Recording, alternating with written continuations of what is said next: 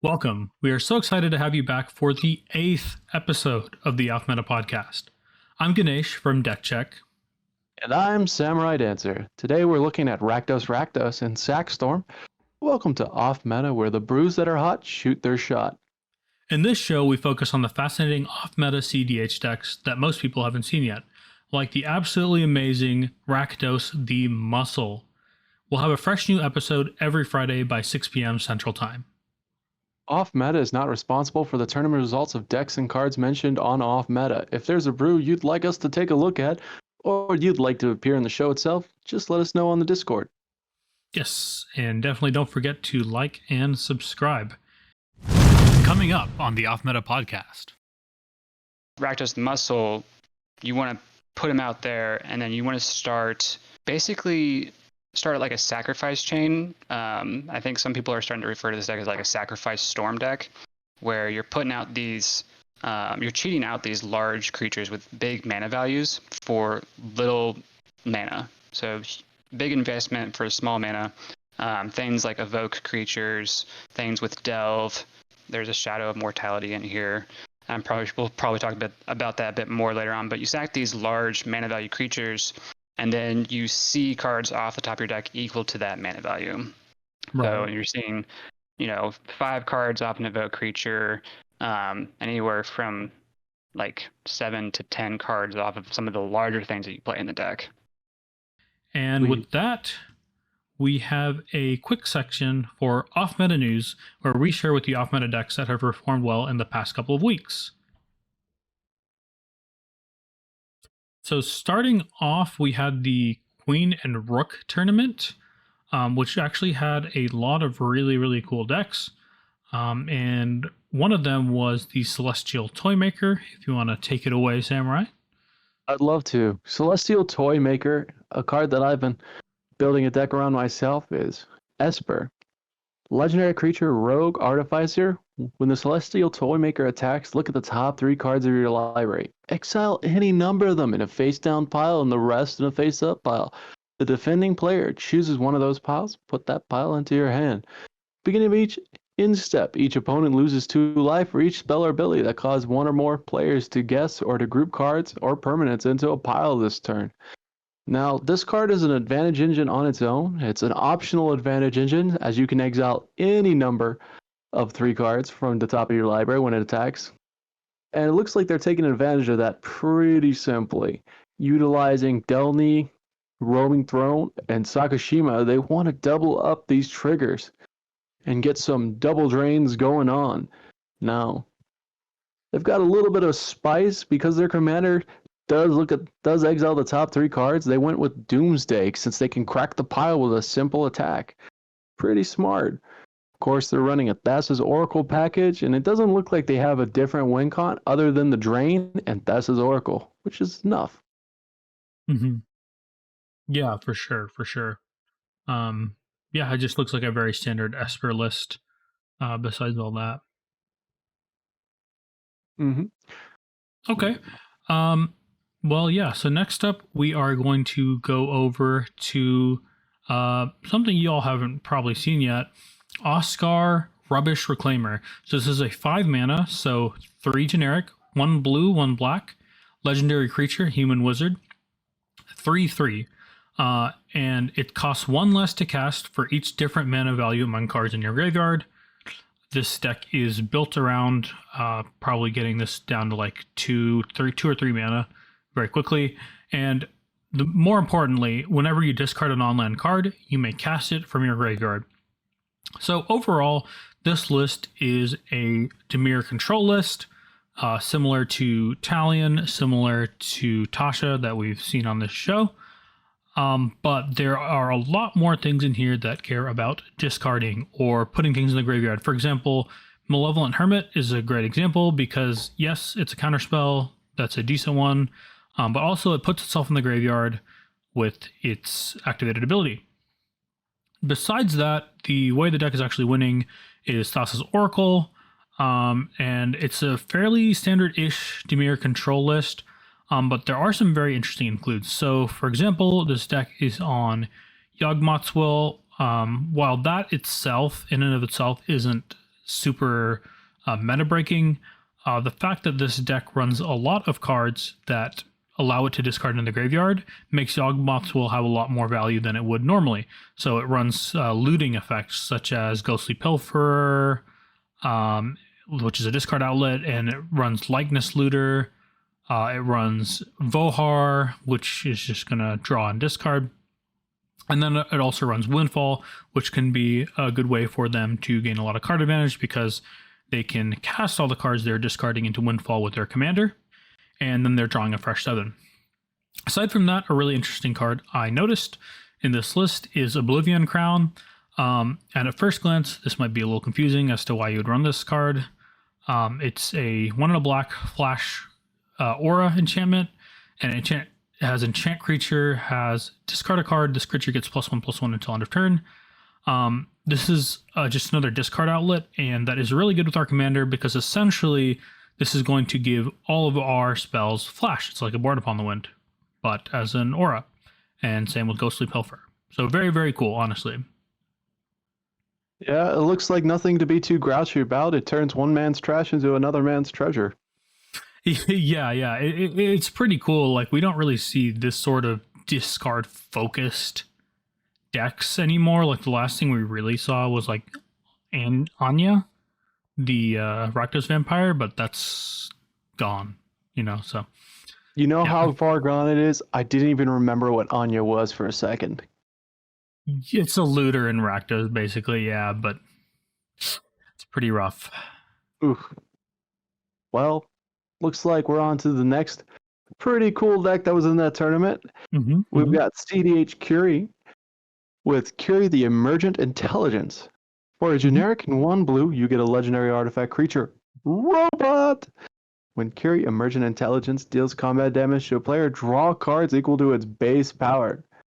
Now it has an activated ability. For 1 generic and a blue, you exile another non-token artifact creature you control. Curie becomes a copy of the exiled creature, except it has whenever this creature deals combat damage to a player, draw cards equal to its base power.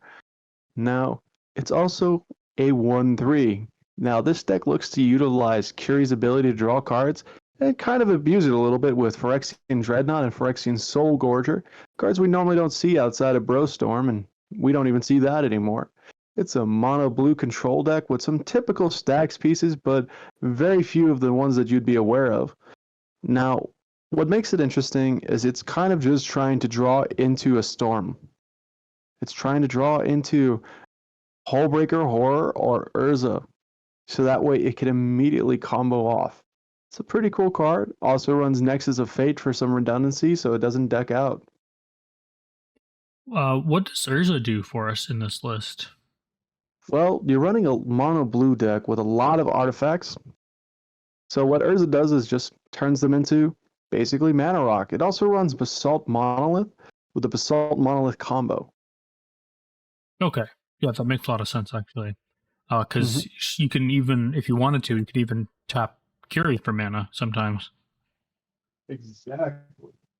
Yeah. Now, okay. What's also cool is you could exile a construct with her. She would copy the construct and become equal to power and toughness equal to the X, where X is the number of artifacts, because it becomes a copy.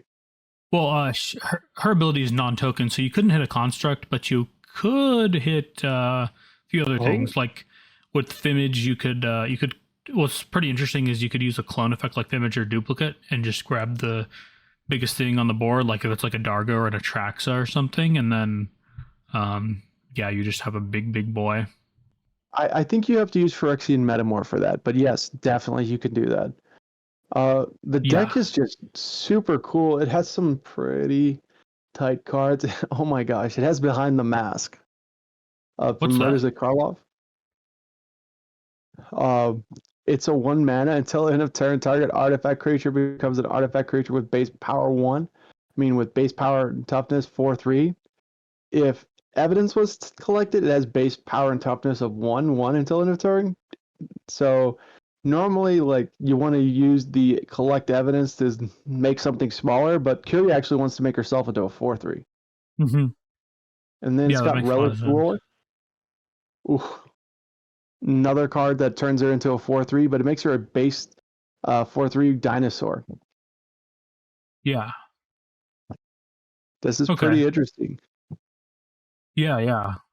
Yeah, this is a very weird draw engine, honestly. And it's also running some unblockable stuff too, huh? That is. Dang.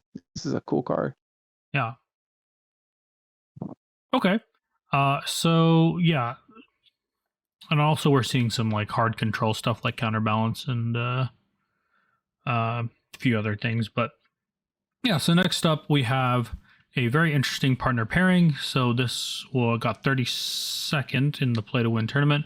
This is going to be Francisco Ishai. Now these are two commanders that are both birds, which is important.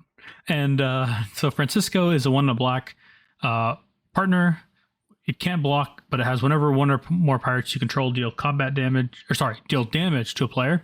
Francisco explores. And then Ishai Ojitai Dragon Speaker says whenever an opponent casts a spell, put a +1/+1 counter on Ishai. I think you can maybe see where this is going. If you have a Walking Ballista and you have stuff with Soul Cauldron, that's just really good. Even if you don't happen to have Francisco out, like even if you don't happen to have the infinite going off, you can just use Ishai to ping stuff off. This list is pretty reminiscent of a Timna Malcolm list. It's in the same colors. It's running a lot of the same cards, and this list is running a more little creatures than I would have actually thought it maybe should. And maybe that's because this deck is kind of having combat damage as a secondary focus, where it's really just trying to, if things aren't going its way, it's trying to just kill people. Would you say that's accurate, Samurai? You mean, do the murder birds choose to murder? Yes, I think that's how that works. Okay, yeah, I just wanted to make sure. I need a sanity check on that one because I was trying to think of another reason we wouldn't be running so many creatures. And yeah, because like Ledger Shredder is just there to kind of beat face. Really, I mean, it's got some advantage. I guess honestly, the +1/+1 counters does go well into the theme that the deck is doing. I'm surprised we haven't seen Sarah Ascendant in this list. Maybe that's something they'll add later, or maybe it's just the flex spot. But yeah, aside from that very standard Esper list, we've got the Thoracle, we've got Talion over here, another life-based flyer that gets into our game plan of making people lose life and controlling the board, card advantage. Yeah, I don't think there's too much else to say besides that. It's running all the staples you would expect it to, but instead of card advantage, these commanders are going to give you combo potential and beats. Big beats. You know, I'm surprised it took so long for someone to take this to a tournament. I mean, birds of a feather. No. No. Oh, God. Yeah. I felt you take physical damage on that one. I'm seeing a lot of okay, actually the more I look at this, the more this is making a little bit more sense. I'm seeing a lot of or at least a decent amount of pirates. There's 2, so we're getting a little bit of card advantage there, but I don't know, this list feels a bit heavy on the creatures to me. But who knows, maybe this is the best way to build it. I'm really not sure. No deck solved until someone solves it. Yeah. Okay, well, I think that's going to wrap it up for our news section. We will see you in a second here with Rakdos the Muscle. Till then, bye. All right, we are here with Nybar. So why don't we get started with a little bit of information about yourself? I know we just talked to you a couple weeks ago with the same intro, but yeah, so where are you from? How long you been playing? Yeah, I'm glad to be back here. I think am I a consecutive guest now? You are your first consecutive guest. Let's go. Yeah, so same as last time. I'm Nybar. Sometimes go by Anthony in person. Been playing cEDH for just over 2 years now. My favorite decks, as if you've watched the last episode, I was on Garuda for a year, and before that I was on Tiam. Before that I was on Nextus, and right now I'm on Rakdos. Very cool. Okay. Yeah, so I guess before we get too deep into all this, we should explain for those listening what Rakdos does and which Rakdos we're actually talking about here. It's going to be the new one. So it's Rakdos the Muscle. It's going to cost 2 generic, 2 black pips, and a red pip. It is a legendary demon mercenary, 6/5 creature. It's got flying and trample, and then whenever you sacrifice another creature, you exile cards equal to its mana value from the top of target player's library. Until your next end step, you may play those cards, and mana of any type may be spent to cast those spells. And his activated ability is you can sacrifice another creature, Rakdos the Muscle gains indestructible until end of turn, tap it, and you can activate it only once each turn. So, yes, this is a new commander. What kind of drew you to Rakdos the Muscle? Why play this deck? Well, just like a personal thing. I've liked the concept of the previous Rakdoses before. I've always loved, like, in casual, just playing like mono black or the Rakdos color. I've had a Villas casual deck before, and I've done some other Rakdos colors as well before. And so just seeing this deck come out in Outlaws, first looking at it didn't seem too crazy, but the closer I looked at it, the more I realized that this had some potential in the cEDH meta. And this isn't really a bait either. And there's a lot of off-meta stuff out there, but you actually did quite well with this list. We both went to a tournament, and I was on Blue Farm, and Nybar was on Rakdos, and you top forward, and I don't think I made top 16. So, Wow. Yeah. It's been doing pretty well, and for me, the weekend before I took it to the Chaos Treasure series, and did top 10 there. I got a little lucky in the Swiss rounds. There are definitely some questionable rounds, especially in my 5th round, where I think there was some over politicking going, and some other players got kind of annoyed with that, and then I ended up getting the win because of it. But I still made 10th place in that Chaos Treasure series, and then I took it to the local where I got to meet you in person, Ganesh. So that was really cool. And then top 4, my first time appearing at Crimson Lion, which is really, really awesome. Yeah, hell yeah. Okay, so Sherman, you want to take this next one? Oh, yeah, I'd love to. So, when looking at this deck, I got some actual, like, legitimate questions. Like why this Rakdos deck? And by Rakdos deck, I mean the color combination, and not why you're not running the Eldrazi Rakdos or why you're not running Coin Flip Rakdos. I want to know why we're running this guy over the other guys.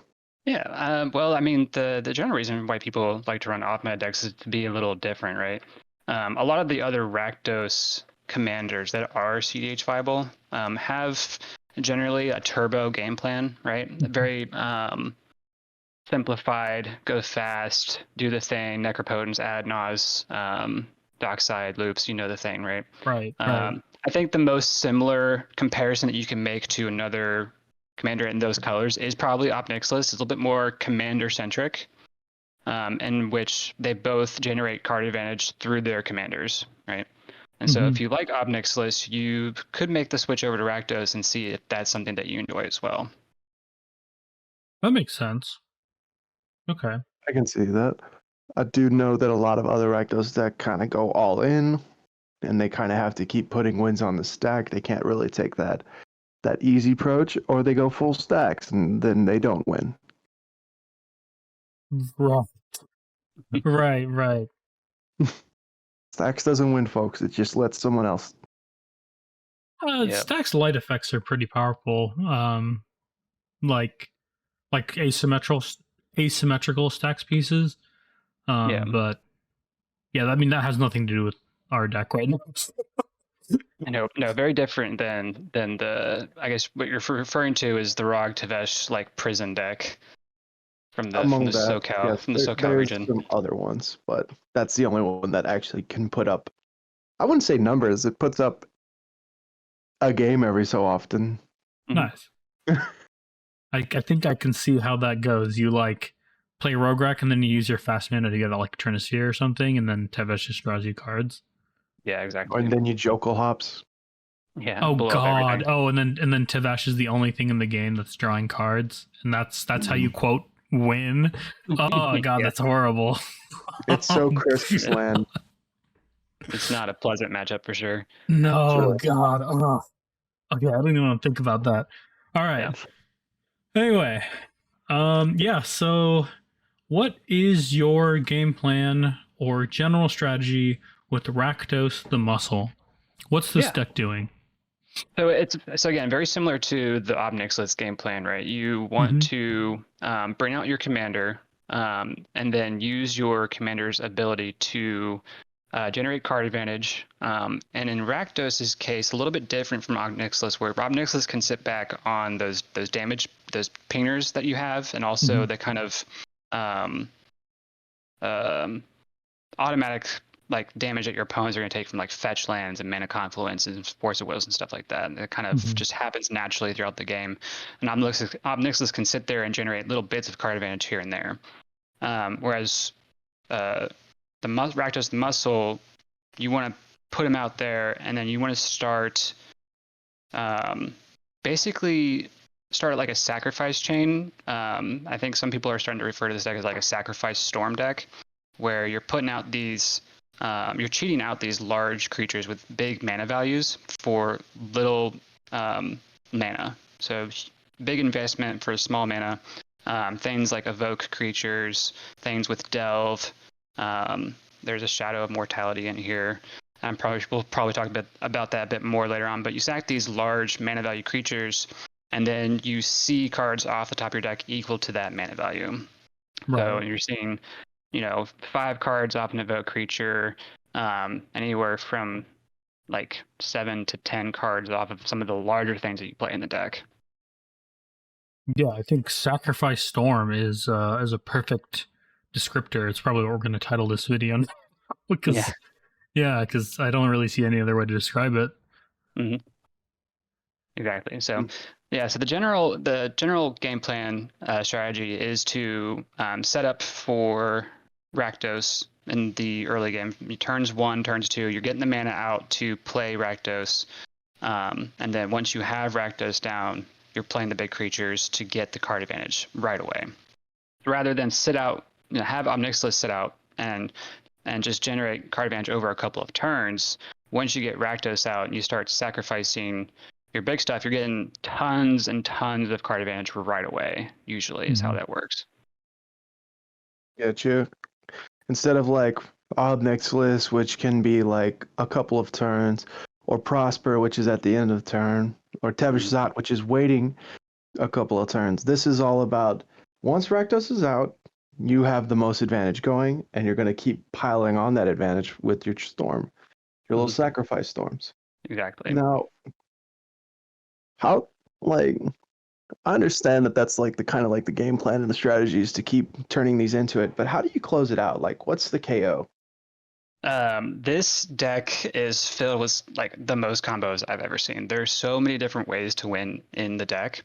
I'll go over the simplest one to start off with. Actually, is another card that comes from the same set. It's in Forsaken Miner, which is a 1 black mana for a 2/2 skeleton rogue. They can't block. The important text is whenever you commit a crime, you may pay black. If you do, return Forsaken Miner from your graveyard to the battlefield. So with Forsaken Miner, a Phyrexian Altar, and Rakdos in play, you can start a chain where you stack the Forsaken Miner for black to the Phyrexian Altar.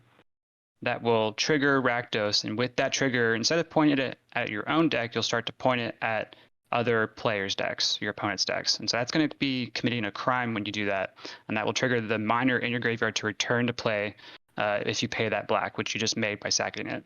And so you can loop the miner and the altar and Rakdos, and essentially what you end up with is exiling each opponent's deck, and you're able to play their decks with any mana that you can make, any color of mana. I mean, you just start playing the rocks, and then you can, after that, exile your own deck.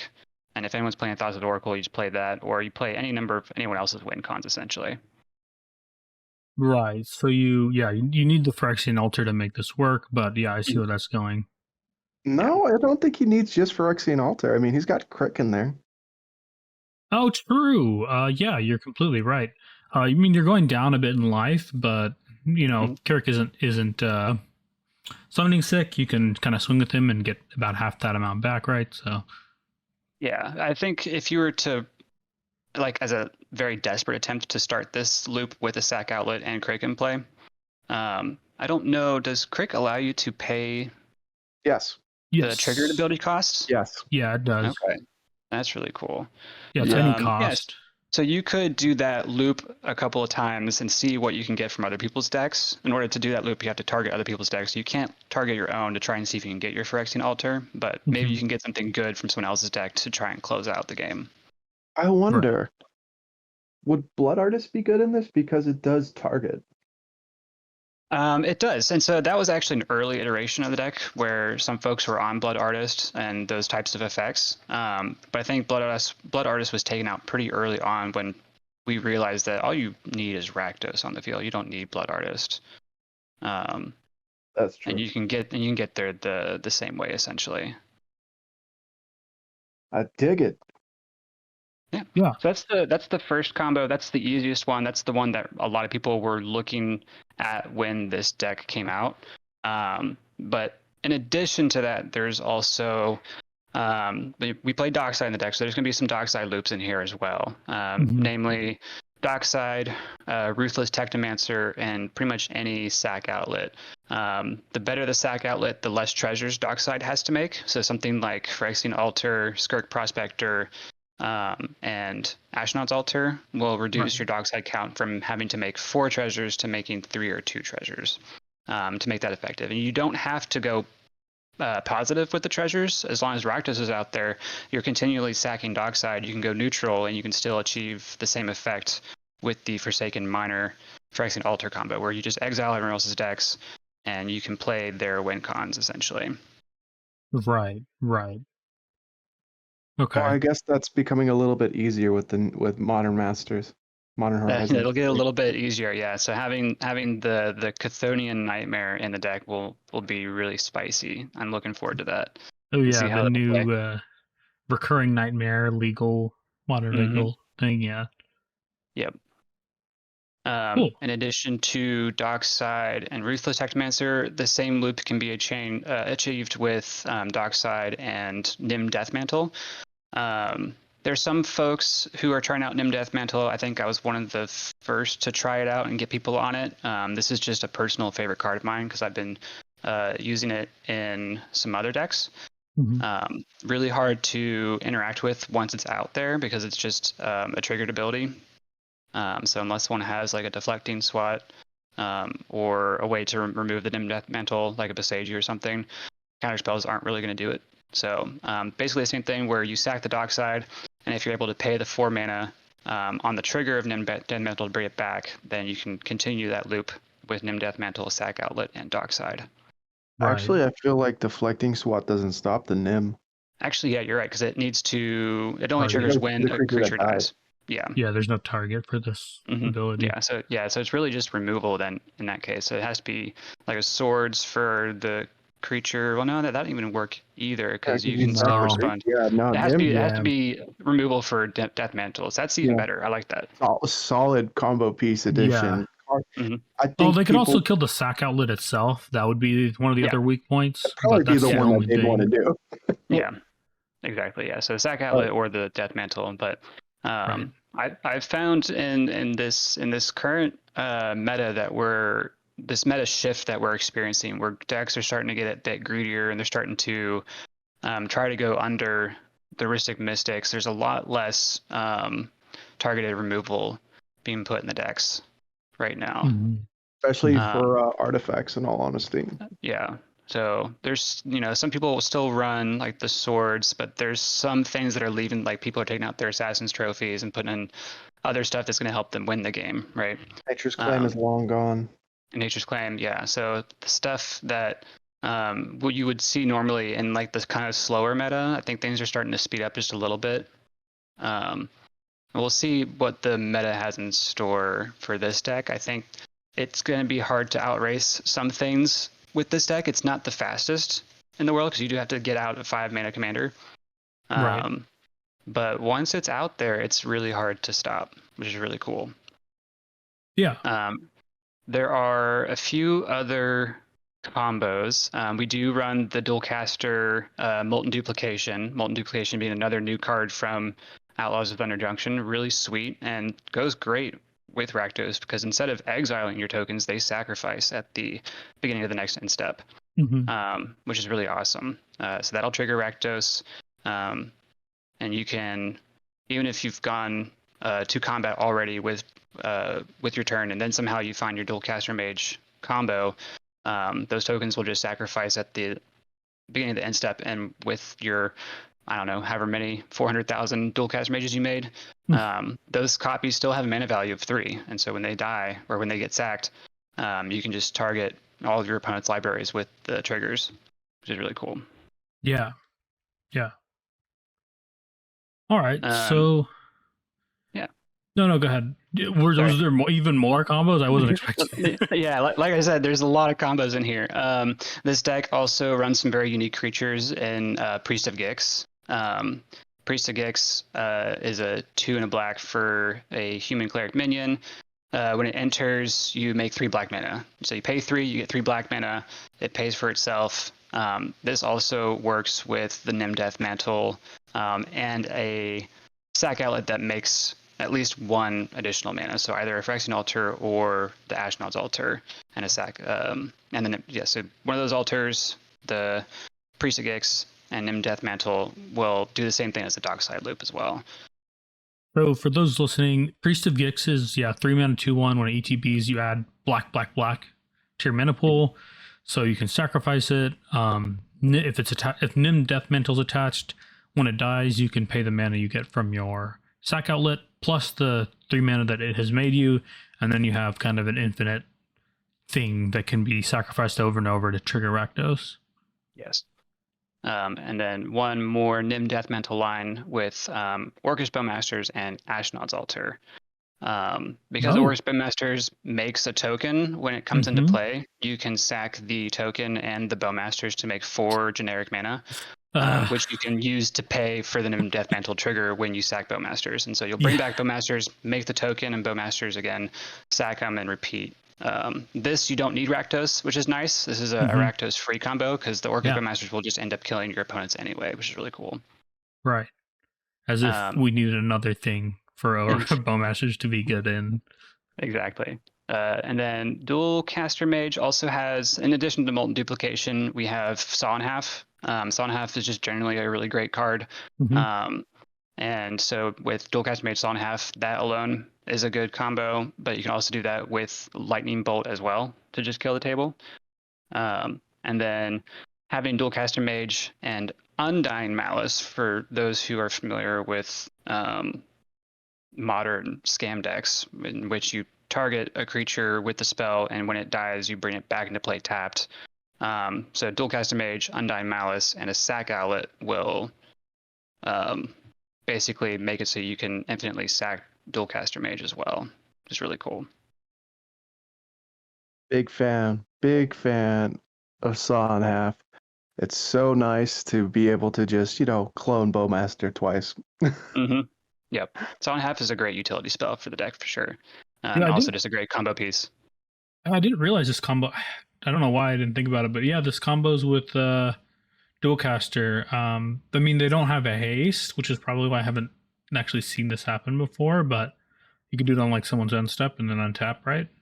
You've just been super lucky in not playing against Prosper decks.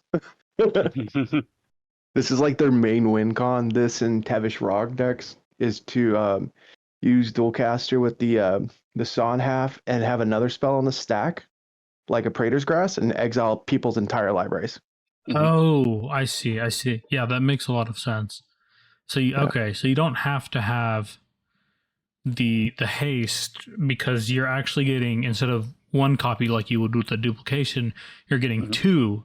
So anything you put on the stack is going to get copied infinite time. Any other spell besides on half will also get copied infinite times. Yep. So Lightning Bolt, Praetor's Grasp. I'm not playing Praetor's Grasp in this deck, although maybe I should be on it. It might be a good include, but it might be hard to find a spot for it. But A little slow. Yeah. Mausoleum always gets cut in mine when I try to play Mausoleum. Oh, you're talking about Mausoleum Secrets? Yeah. Yeah. I've been liking it a lot in the deck for sure. But as far as combos go, that's pretty much it. There's Broodlord lines, but Broodlord is not necessarily a combo that wins you game. It's a way to get you to the combos to win the game. Double tutor. Yeah, double tutor. Right. Sometimes it's just double tutor, get sacrifice, burn offering, get 16 mana, see 16 cards, which is really cool. That is super cool. So, like, how does it function in the early game? Like, I like look at this and I imagine you have to have like, obviously free mana is great, but like, looking at it, like, how do you know when it's time to start like pushing for an advantage engine? Yeah. So I've been playing this deck for, I don't know, what, like 2.5, 3 weeks, and mulliganing and getting that early game down has been kind of rough. I've been back and forth between including things like Mox Opal and Grim Monolith and things of that nature to see how much faster I can make it. I'm kind of in a sweet spot right now where my mulligans are a bit consistent now, and where I can get a game plan going, find enough lands in the hand and mana acceleration to get to Rakdos to then start the main game plan, which is storming off with Rakdos.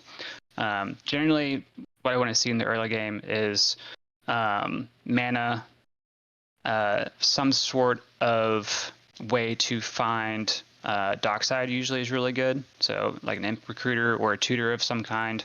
I'm also happy to see something like Braids or Prosper in my opening hand and a way to cast them turn 1 or turn 2 to get extra cards and extra mana as well. Right. I'm sorry, I just realized this is basically like Corvold, except instead of Demon Chains Corvold, it's just Demon. Just demon. Yep. Okay. So, yeah, what are you doing in the mid game? So mid game is typically where I try to go for my win attempt or kind of or set up safely for my win attempt, I would say. Usually by turn 3 is when I have Rakdos out. Sometimes turn 2, sometimes turn 4, depending on how the game goes. But generally turn 3 is when I see Rakdos, and I want to have a creature on board. Usually, more often than not, that's going to be Dockside to ramp out Rakdos, right? So that the turn 1 get the land and the tutor. Turn 2 play Dockside. If I have enough, play Rakdos as well. And then turn 3 or turn 4 is when I try to go off with Rakdos. So the mid game is really just find your window and storm off, which can be pretty easy to do, especially when folks who are trying to sit back on their card engines are still trying to get going, which is really nice. Right. Okay. Yeah, that makes a lot of sense. And yeah, so what are you doing in the late game? Like, let's say you're playing, you develop, you get a decent enough opener, you go for a win again attempt, and it gets stopped. You still have your Rakdos on the board, but you're low on cards in hand. What are you thinking?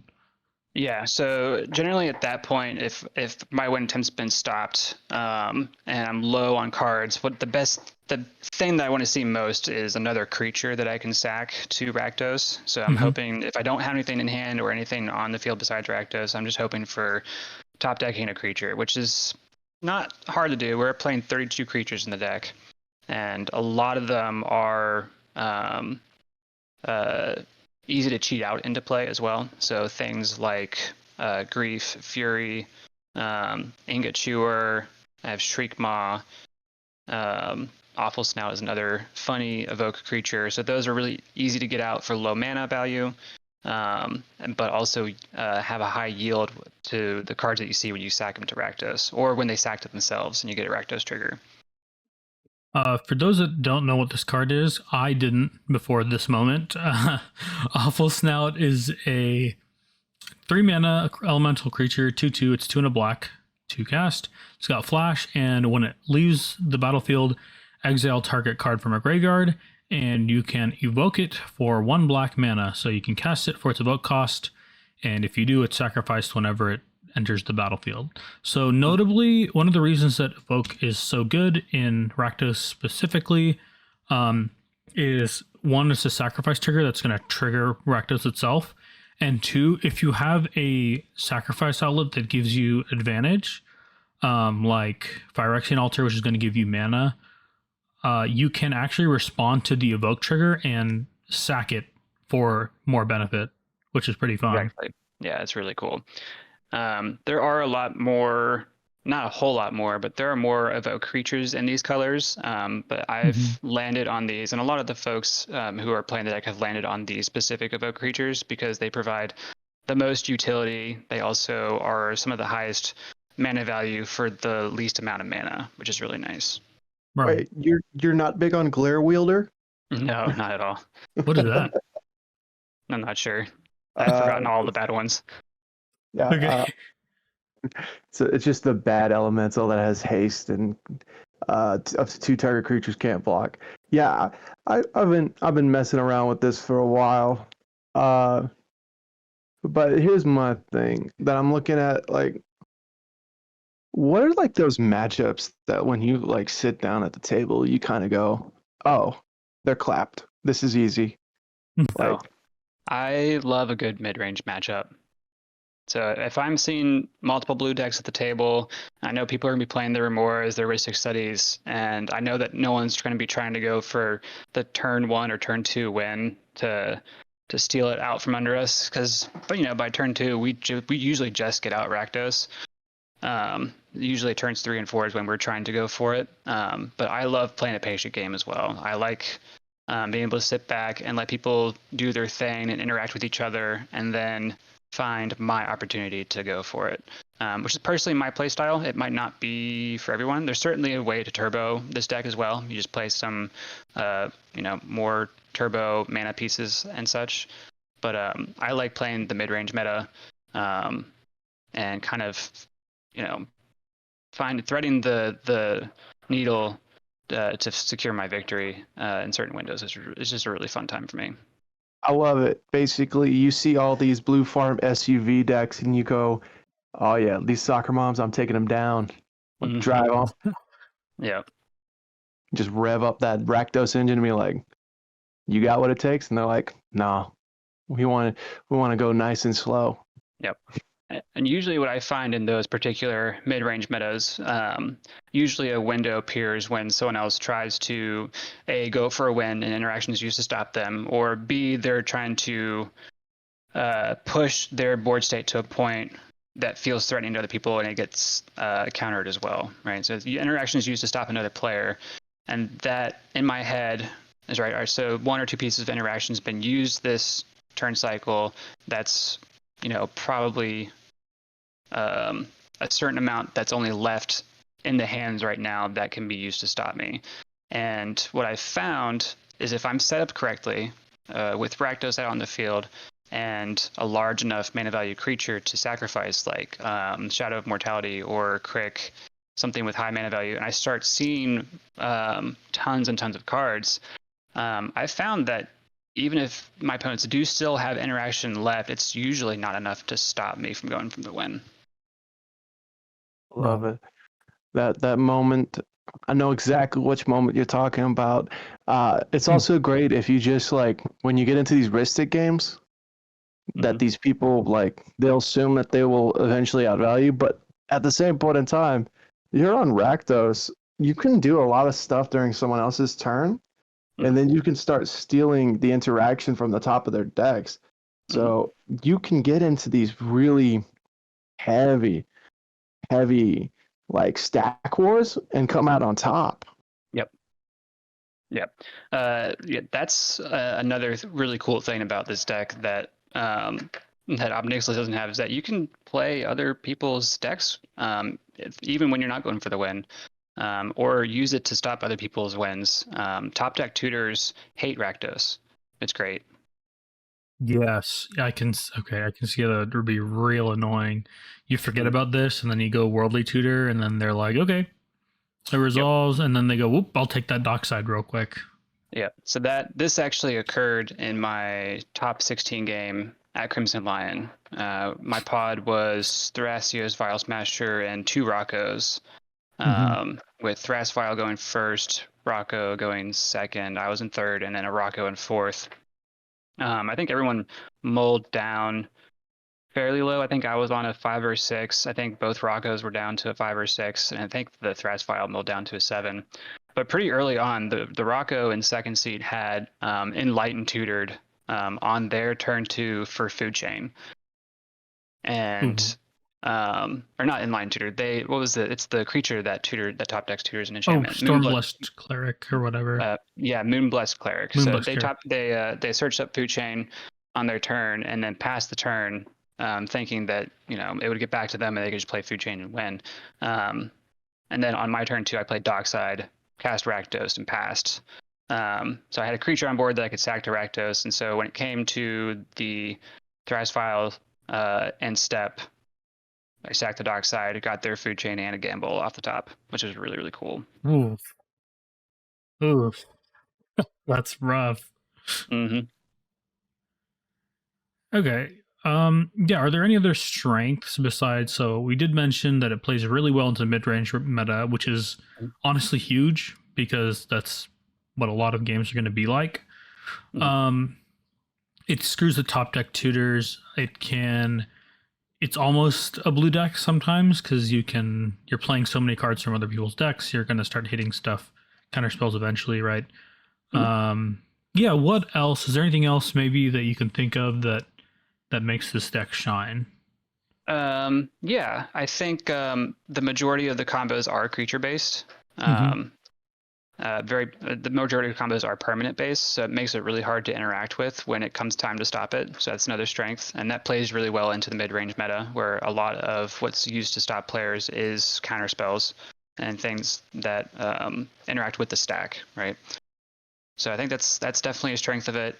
I think it has the potential to sit back and then have a very explosive turn that will outpace things like Rhystic Study or Mystic Remora. You get so many more cards from sacking a 15-minute value creature. You didn't pay for Rhystic Study on that 15-minute value creature, so they got 1 card and you got 15 cards, right? Yeah. So it can explode and it can outpace other value engines in a single turn, which can make winning that turn more likely to happen, which is really cool. Okay. Cool. So what would you say are some of the weaknesses in this deck? Drannith Magistrate. I was thinking that. I was definitely thinking that. I didn't want to say it. Drannith freaking Magistrate. Garda?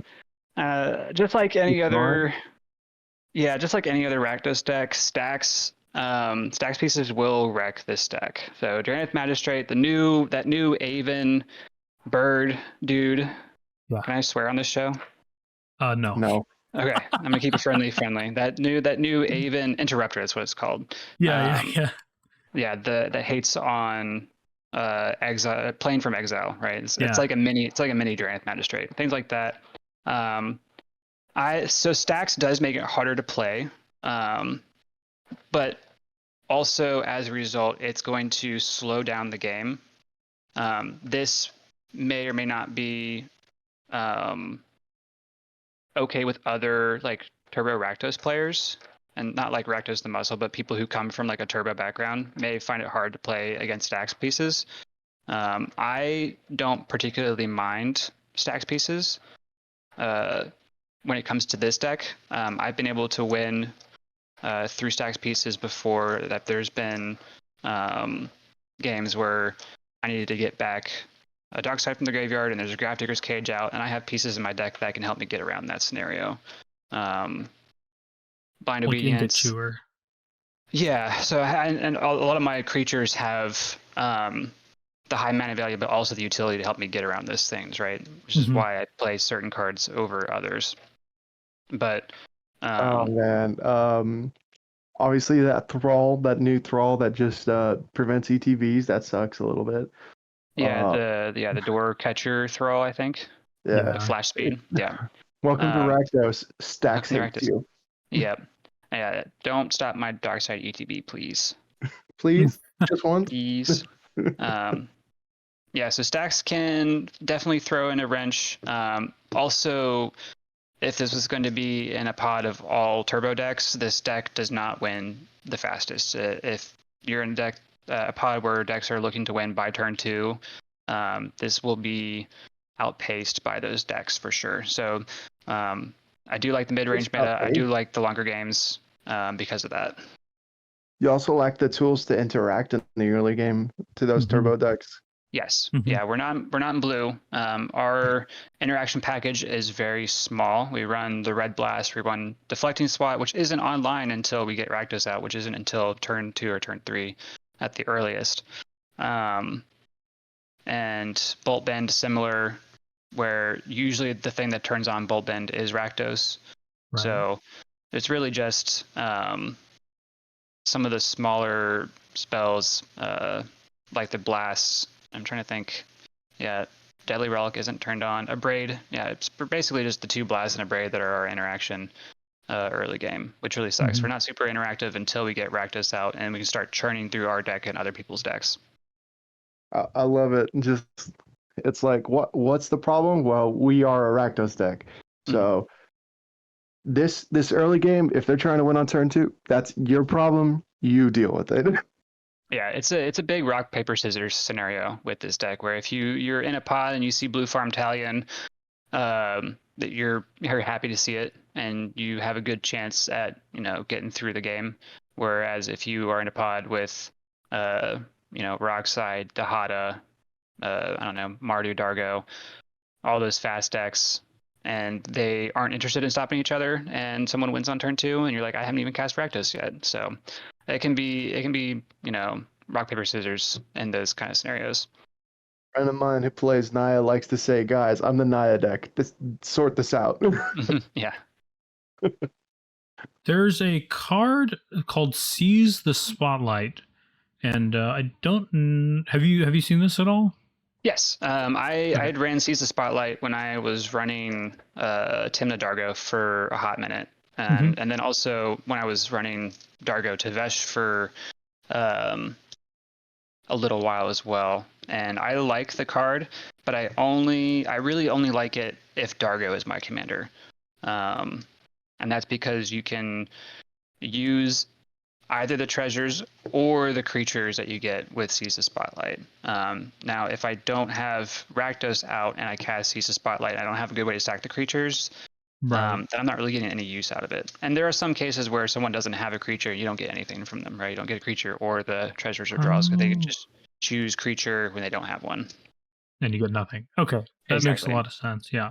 Yeah. It's a very situational card. It does have some high ceilings, right? You pay 3 mana, and sometimes you get three draws and 3 treasures, and you basically just got 3 cards for free.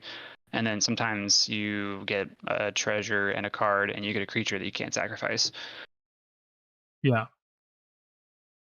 So it was a consideration for the deck, but I took it out pretty early on. What are some? Go ahead. Like, Nybar, you know exactly what I'm going to ask next. Like, tell me some trick plays. What are some cool things that you can do with this deck that you'd say new players you should know about this, and what's some things for them to like look out for when they start playing this? Yeah, there are some interesting trick plays in the deck. I really like the card Impulsive Pilfer. I've always liked it in my red-black X decks just because you can stack it, play it, get value, get a treasure token. And this deck in particular, because you're also playing the sacrifice altars, when you encore Impulsive Pilfer with either an Ashnod's or Phyrexian Altar out, and you have Rakdos out, you get 3 copies of Impulsive Pilfer. They all have a mana value of 1, and then you stack them to your altars. Let's say, for instance, it's Ashnod's Altar. You get 6 generic mana, right? 2 for each token that you sacrifice, plus the 3 treasures, plus the 3 cards you see off Rakdos, which is really cool. So don't underestimate an encored Impulsive Pilfer in a Rakdos deck. It's really cool. So for those that don't know what this is a 1 mana 1/1 Goblin Pirate. When it dies, create a treasure token, but then it also has this encore ability, which costs 3 generic and a red. You can exile the card from your graveyard. For each opponent, create a token copy that attacks that opponent this turn if able. They gain haste, and then you sacrifice them at the beginning of the next end step. Activate only as a sorcery. So this is pretty good also because this isn't a cast. Like, you can't... Mhm. You can stifle this maybe, but you can't actually, like, counterspell it. Trick bind, my friend. Trick Yeah. bind. Trick bind, Yeah, Trick Bind, Stifle, Urtai, those kind of things, if they're around. I don't see them very often at all, but yeah, the Encore ability is really awesome on this card. I haven't taken a super deep look at all the other Encore abilities in these colors. Usually they're super expensive. This is one of the cheaper ones, and also on a cheap body as well that just has additional value when it dies. Trust me. And so just having the knowledge to encore it with an altar on board, with Rakdos on board, it just generates insane. It makes 9 mana, 6 generic and 3 treasures, and then you get to see 3 more cards, which is really sometimes that comes in really clutch whenever I run out of steam and I'm like, oh wait, I have Impulsive Pilfer in the graveyard. I can use that to kind of generate some more value real quick. Wasn't there a new card with Myriad? And forgive me, I don't remember what it was, but I remember seeing something that had it. I don't know if it was Myriad. I know that there was a card in one of the Outlaws of Thunder Junction commander decks that gives encore to outlaws in your graveyard. I don't remember the name of that card though. I think I might have it in my my considering pile. Greywater's Fixer, which is 2 generic, a black and a red for a Lizard Mercenary 4/4. Each outlaw creature in your graveyard has Encore X, where X is its mana value. And outlaws, I think, are pirates, mercenaries, assassins, and warlocks. So that's the grouping that falls under outlaw. Forgot rogues. And rogues, yes, and rogues. Can't forget rogues. So those 5 creature types fall under the outlaw category, which we do play, a fair amount of. We have, Dockside being the most important, and being able to encore Dockside is kind of disgusting. Yeah. There's a card that I don't know. This might be a bit too high mana value, but I thought it was a little interesting. Briarblade Adept. It's 5 mana, so 4 and a black. It's an Elf Assassin 3/4. Whenever it attacks, target creature an opponent controls gets -1/-1 till end of turn. But it has Encore for 3 and a black. So I was thinking for, you run ways to sacrifice this deck. If you can Encore this, you are getting, 15 mana value for Rakdos? Yeah, 15 for 4 mana. That's not bad. And then also just incidental, I need to remove an Orcish Spellmaster. We'll remove an Orcish Spellmaster, right? That's 3 triggers to give, I guess, 3 different or same targets, -1/-1. Which isn't too bad. Yeah. Yeah. The one downside I can think of is that it does cost 5 to actually get out. And I'm not seeing a lot of ways in this deck to discard, so it may not make the cut, honestly. Yeah, if there was more discard synergy, I would probably put that in my sideboard. I think I'm going to stick that in considering, though. I think that is something. 4 mana for 15 cards is pretty nice. Yeah, I mean, the biggest hurdle with something like this is just getting that 5 mana out there to begin with, and like after you cast out Rakdos, you're usually using burst mana to get him out, Yes. so it's kind of hard to get back up to that 5 until you hit the mid game. Yeah, So, I don't know. exactly. Let's see, additional kind of tricks the deck has. It does have it's not officially a combo. It's kind of like a really nice synergy in Poxwalkers. What? Oh, I see it. Yeah. Yeah. Legacy All-Star Poxwalkers. Poxwalkers is for 2 and a black creature zombie, has death touch, and it's a 3/1. But the important text here is whenever you cast a spell from anywhere other than your hand, return Poxwalkers from your graveyard to the battlefield tapped. Well, what we're doing with Rakdos is we are getting our card advantage by exiling cards off the top of our library. And so we are now playing those cards not from our hand, but from exile. And so I'm going to cast my Mana Crypt from exile. I get Poxwalkers back. Sack Poxwalkers, see 3 more cards, cast another spell from exile, get back Poxwalkers, sack it 3 more cards. This is the big Storm enabler in the deck. Especially with any of our altars, you generate mana by sacrificing the Poxwalkers. You see more cards, you play those cards with that mana, and rinse and repeat. It is nearly a combo, but it can peter out if you get unlucky. Yeah, I can see that. Like if you just don't luck into your fast mana here, and yeah.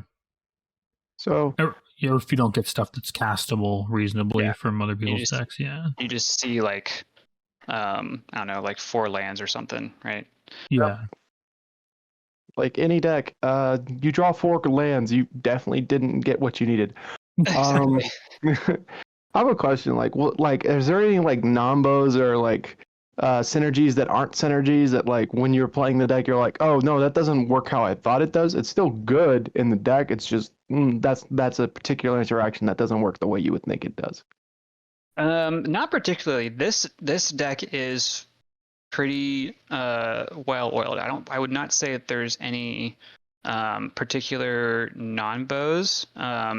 There are some cards that will have you exile cards from your graveyard to play them. So something like Sib-Sig Mucktrackers has a delve cost to it, which if you're able to exile 8 cards from your graveyard, you can play it for a single black. And so you get a 9 mana value creature for 1 black, and it also returns something, a creature from your graveyard to your hand. Really nice to cheat that out for 1 mana and then sack it to see 9 cards. But it will make certain things like Underworld Breach a little bit harder to play if you're looking to play Underworld Breach. Now, this deck is not on Underworld Breach lines. This is a personal decision by me. There are a lot of other decks that are playing Underworld Breach lines. I just would rather focus on the Rakdos commander synergy to make it effective. And so I'm not on things like LED or Wheel of Fortune, Grinding Station, Citrus Supplier, that sort of thing. Right. Okay. On LED. Mhm. That's interesting. I feel like LED might just be optimal, even if you don't care that much about Breach, because it certainly is. And so I need to procure an LED as soon as possible for the deck. I'm trying so hard to get mine again. Yeah. And I'm definitely in the market for one without the ability to get it, if you know what I mean. I know what you mean, man. So I'll be playing a proxyless version of this deck when I go out to locals, and it will not have an LED. But if I see you at a top deck event, I'll have a proxied LED in there for sure. Dude, it's That like makes me and my sense. pirate deck. You know that Twister isn't real, right? Yeah. Hey, I mean, you did just top 4 that one, the Crimson, so I don't know. Yeah, Save a little. yeah, yeah. I was able to the top 4 without an imp seal, without a badlands, no gemstone, no mana vault, no chrome mox. I think Oh those my were God. the You 5 or just 6 goated. cards that I was missing. Yeah. Yeah, you're just him. You're just the guy, I guess. I just all you need is Dockside and you're good to go, right? Yeah. Nybar, Yeah, you should participate in the Lotus Series event coming up this month. I will probably give it a look-see. I know that I will definitely be going back to Crimson Lion on the 19th. That's for sure. I will Should see you be on there. the 31st. 31st is no, it should be the 25th is the Chaos Lotus Series. What is it? 5 rounds, and you two can win over $1,000. That is pretty nice. I'll have to see if I can switch work shift for that day to make it. You said the I think 20th. other people, it might be iffy for them to win that, but for you, I'm like, Nybar could definitely win about $500 easy. Yeah, I can get up there. I would That's like to an- go, but that is the weekend of the OKC tournament. Ooh, yeah, Ooh. it's another big one. Yeah, so I'm going up to that. Hmm. Ooh, Anyway, actually, no, go ahead. Go ahead. I was gonna say, so like, I know that you're not on LED with the deck, which is tragic. Have you ever thought of Lion Eye Diamond, the actual creature? The creature, I have not thought about it. I forgot that card existed, to be honest. It's I don't think you run that. Like, it's a 2 mana creature, and then you tap sacrifice it, add 3 mana to your thing. Like, I don't think that's Yeah. what this deck is really trying to do. Like, Yeah, it still forces you to discard your hand too, right? yeah, Yeah. But all I with mean- summoning sickness. Yeah, it has a summoning sickness. I think in like a high power version of the deck, like really low budget, you could probably include it, but not for the purposes of CDH. Were there any other cards you guys had some questions about, or should we get into it card by card? Yeah, let's just go ahead and hop in card by card. I'm gonna try to go through these a bit more quickly because we don't have to go into deep conversation on every single one. Carrion Feeder. This is 1 mana 1/1 zombie. Sacrifice a creature. Put a +1/+1 counter on it. Just sack outlet, basically efficient. Yeah, I don't think there's too much else to say about it because Rakdos can only sacrifice creatures once a turn, and when you're comboing off, you need something that can do it a lot in the same turn. Yeah, I think you hit it on the nail on the head there with that. Yeah. So next we have Flamekin Harbinger. So this is a bit more interesting. I haven't seen this card in a lot of lists, but it's a 1 mana 1/1 elemental shaman creature.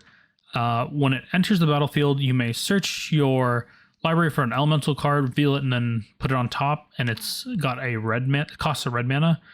So this is like elementally tutor, I guess. Yeah. So.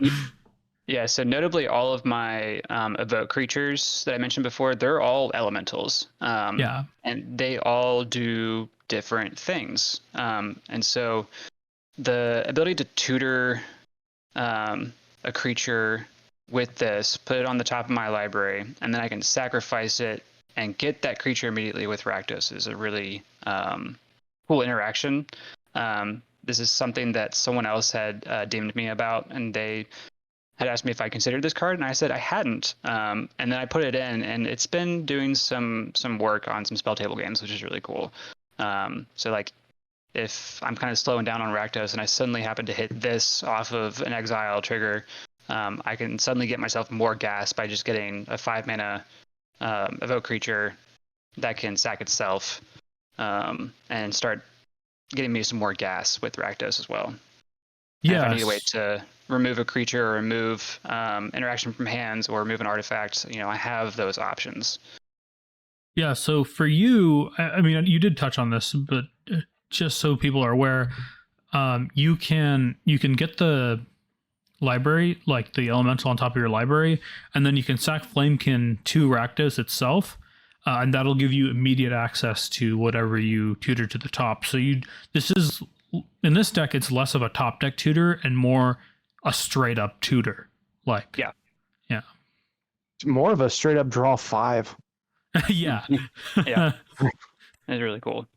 Because you get Flamekin puts Fury on top. You play Fury for free. You draw 5 cards, clear the board. Yeah. Well, you exile 5 cards. Mhm. It's busted.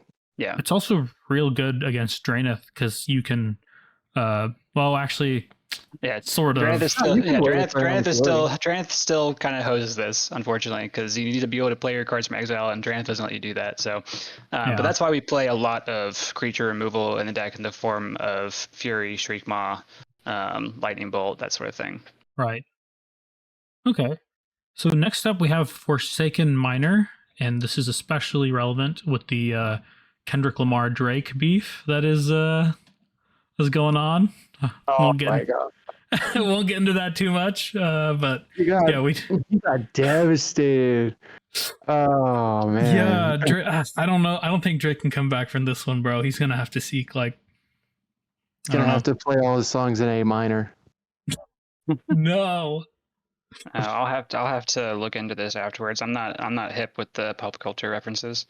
Yeah, Oh. we won't get into too much, but yeah, Drake really got riggedy wrecked. Anyway, enough of that. Impulsive Pilfer we already talked about, which I didn't really get how good it was until we talked about it, and now I get it, and I think it's cool. Yep. This one is interesting. This is like a bulk common, Shambling Ghast, a 1 black mana zombie 1/1. When it dies, choose 1. You give it an opponent, target creature an opponent controls -1/-1 till end of turn, or you create a treasure token. So what is this doing here? This is just basically another Impulsive Pilfer, right? Play it for 1 black. When it dies, you get a treasure. I found that when I'm doing the Rakdos Storm thing, I need to be able to squeeze as much mana out of my creatures as I can. And so having things like Impulsive Pilfer and Shambling Ghast, things that sacrifice to make mana, like Skirk Prospector or Reckless Barbarian, that allows you to keep storming off with the Rakdos triggers and be able to cast more spells. So is it the best version of this that I can get? No, I think Impulsive Pilfer is definitely better, just because it also has the Encore ability. This one is a little flexible because it does have the option of giving another creature -1/-1. So if I wanted to remove someone's Bloom Tender or kill someone's Orcish Spellmaster, like I have that option. So there's a little bit of utility in the card, but at the end of the day, I'm using it to see another card with Rakdos and get a treasure to make sure I can cast more spells. Right. Let's see of running a Gataxian Probe. What? It's like the equivalency of running a Gataxian Probe. Yeah. I see what you're saying. Yeah. This is that same sort of kind of rough, like, it's kind of like a filler card. Yeah. Mhm. Yeah. Yeah. Or like Street Wraith. Yeah. Mhm. Okay. So next up we have Skirk Prospector, and I'm sure most people listening are familiar with this. It's a 1 mana 1/1 red goblin. Sacrifice goblin, add red. Of course, this does silly things with Dockside and Ruthless Technomancer, and we'll get into Technomancer more in a bit, but sack outlet that gives you mana, basically everything your deck is looking for. Yeah. Okay, next up we have Dothy Voidwalker. So this is interesting. For those that are not aware, it's a 2/2 black 3/2, costs double black. It's got Shadow. If a card would put into an opponent's graveyard from anywhere and set exile with a void counter, and you can tap, sack it, choose an exile card an opponent owns with a void counter, and you may play it without paying its mana cost. Yeah, tell us about this one a little bit. I think I was on the fence with Dothy Voidwalker, but I ended up including it because at the end of the day, it does help slow down certain strategies that you're playing against. And also, the only reason why I still wanted to keep it is because it can sacrifice itself, which will get you a Rakdos trigger. For those two reasons, I've kept Dothy Voidwalker in. I know a lot of Rakdos decks, Rakdos plus decks are cutting Dothy, or have cut Dothy because it is too slow for them. Whereas in this particular deck, the way that I'm playing it, it's, I think, just at the right pace that the deck wants to be, or at least wants to bring the table to that pace. It hurts breach strategies or hurts graveyard strategies. It can accrue value with other people interacting with each other. You get their counter spells, you get their tutors, and so it's just a good value piece, I think. And this can kind of let you double dip on something, which is notable, because you can get something with Rakdos, like let's say a really like a dockside, whatever you want it to be. You play the dockside, you sack it to Rakdos, or if it's an instant like a Dark Ritual, whatever the case, you'll use it in some way, and then it'll go to your opponent's graveyard. Then Dothy will see it; it'll get exiled under Dothy, and then it can use Dothy and use that card again. Yeah. Which is pretty cool. That's a cool trick play. I didn't think about that. Yeah. Maybe I should start playing this deck. Nice. Yeah, so Docs... Yeah, go ahead. Yeah, next card is Dockside Extortionist. I don't think we need to talk about this card at all. This card's busted. Yeah. If you haven't seen this card before, play it. Try it. It's like probably possibly the strongest card in cEDH right now. I can't really think of anything that competes besides like the Ristics and Mystics, I guess. I don't know. Pretty much. Man, Yeah. Josh Quai told me it's not that good. He's wrong. He's Very incorrect. He's very wrong. I mean, don't get me wrong. Like, there's some times where, like, in the early game, you mulligan for Dockside and hope your opponents will just poop out artifacts, and then they don't. Yeah. And it's a little slow, but even then, like, you can kind of play it, and then it just pays for itself, like at least 90% of the time. Yeah. You can bank those treasures for a later turn. It's just so good. Whoa, Magda! I did not expect to see this in here. I did. This Yeah. is another great card. Very, very good in the deck. It can not at worst, but usually it's it's good and where you just go to combat, you make a treasure with it. But I do have ways to make treasures in the deck, namely Prosper, Dockside, that sort of thing. So I can use those treasures if I don't need the mana to then go get pieces that I need.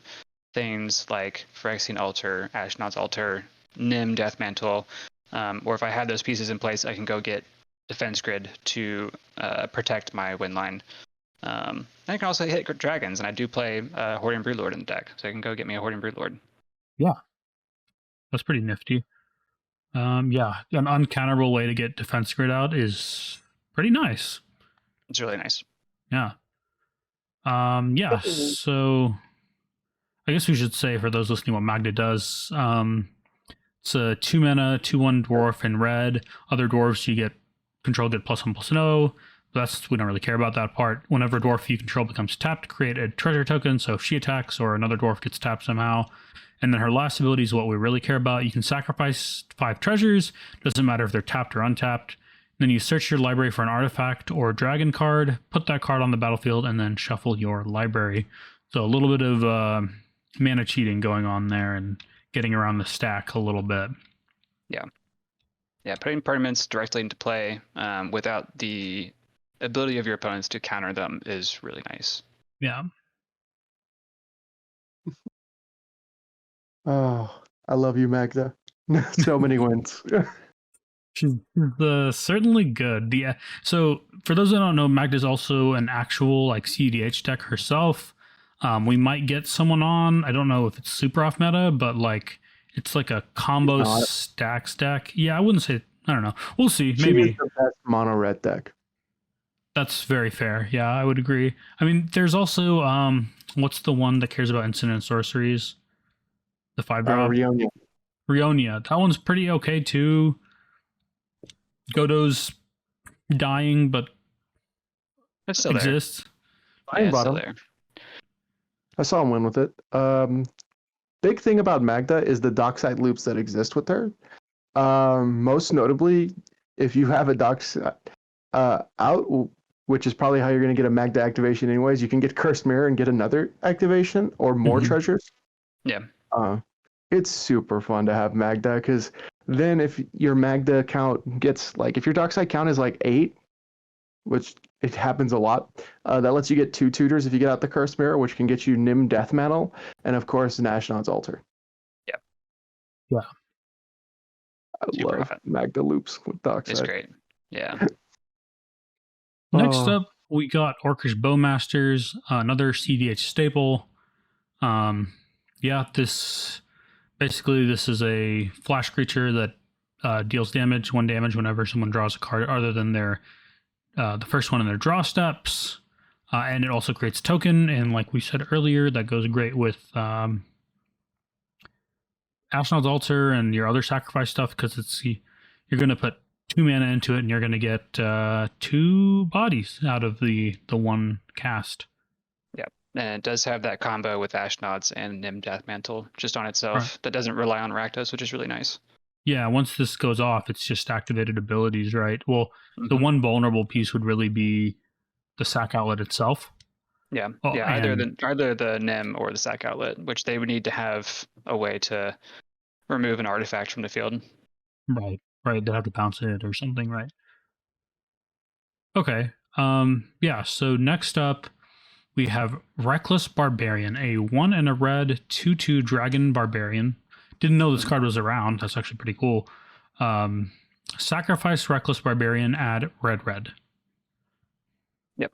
So this is, I think, what some folks refer to as a Xerox creature, where you play it for the mana and then you get the mana back from it. So it's very similar to Priest of Gix, which we talked about before, where you play it for 2 mana and then you get 2 mana back. In addition to a Rakdos trigger, because it can sacrifice itself. Mm-hmm. Very good, yeah. Okay. So next up is a card we might talk about a bit more. Birgi, God of Storytelling. It's a 3 mana 3/3, so 2 in a red. God, legendary creature. Whenever you cast a spell, you add red, and you don't lose a mana as steps and phases end. The rest of the text is not important. Yeah, no one cares about the boast. No one cares about the boast ability. And I have not yet played the backside of this card in this deck. The front side is just so good for storm turns. Yes. And so very often I will keep hands where I go down to 4 or 5. I have a Birgi. I have like a Lotus Petal, a couple lands, and I can just play the Birgi, and then eventually I'll get myself to Rakdos, and I can storm off with Rakdos and Birgi on the field. It's just a really great storm card. It doesn't combo with anything on its own, as far as I'm aware of, in the deck, but it's a very invaluable piece for when I finally have the Rakdos game plan going, because it just generates so much mana.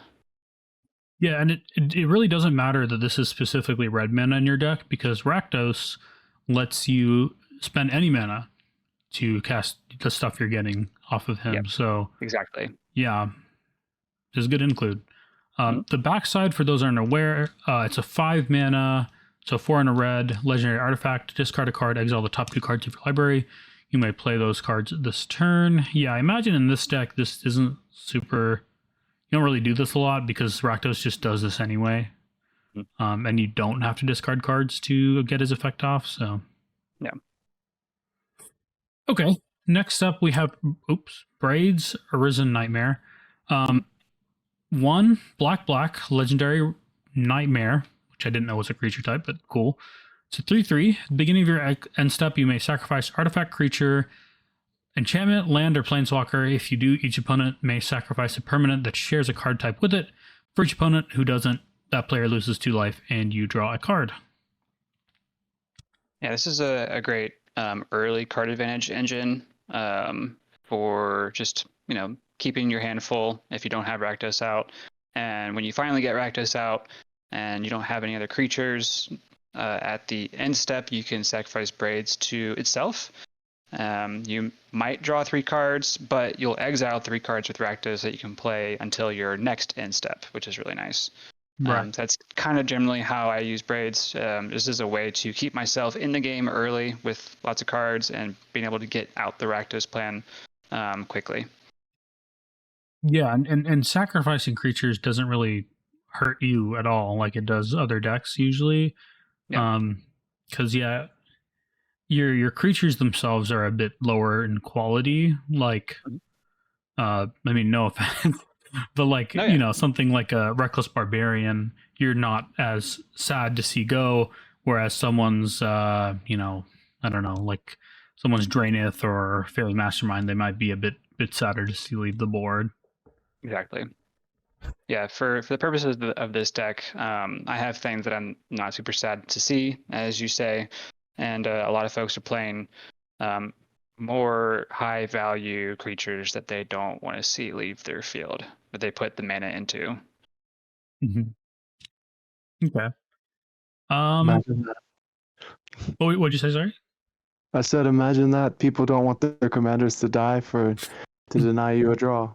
Exactly. Yeah. To stop me from drawing a card and losing 2 life, it's really there's not. I mean, unless they have a free token to sacrifice, I'm usually getting 3 cards. Yeah, unless they have like a Forbidden Orchard or some situation works very well for you. Yep. Yeah. Okay. So next up we have Dualcaster Mage. Wouldn't say this is a cEDH super staple, but it's around. It's 1 red, so 3 mana for a 2/2 human wizard creature, and has flash. Whenever it ETBs, you copy target instant or sorcery. You may choose new targets with a copy. This goes infinite with many things. I don't think we need to spend too much time on it, but we'll just know that it's very good. And on top of that, you can even use this to copy opponents like value stuff, right? Like, so if someone's casting Adnaz, you can just flash out of this Dualcaster Mage too. Yeah, I don't know if I'd be willing to copy an Adnaz in this particular deck with some of the bombs that I have in here, but I've definitely used it to like, hey, I want a Demonic Tutor as well, right? Mm-hmm. Yeah. Okay. So next up, Imperial Recruiter. So I'm guessing this is mostly this is my Dockside Finder to hand. Okay. Yeah, this is my Dockside version 2. Okay, so this is Dockside with the 5 mana cost. Yep. Okay, that makes complete sense. I'm trying to think what other targets you might hit. You could, I guess, hit the Miner. You could hit Skirk Prospector or Carrion Feeder for a sack outlet. So yeah, there's other things. I'm falling behind, I could probably get I can get Prosper.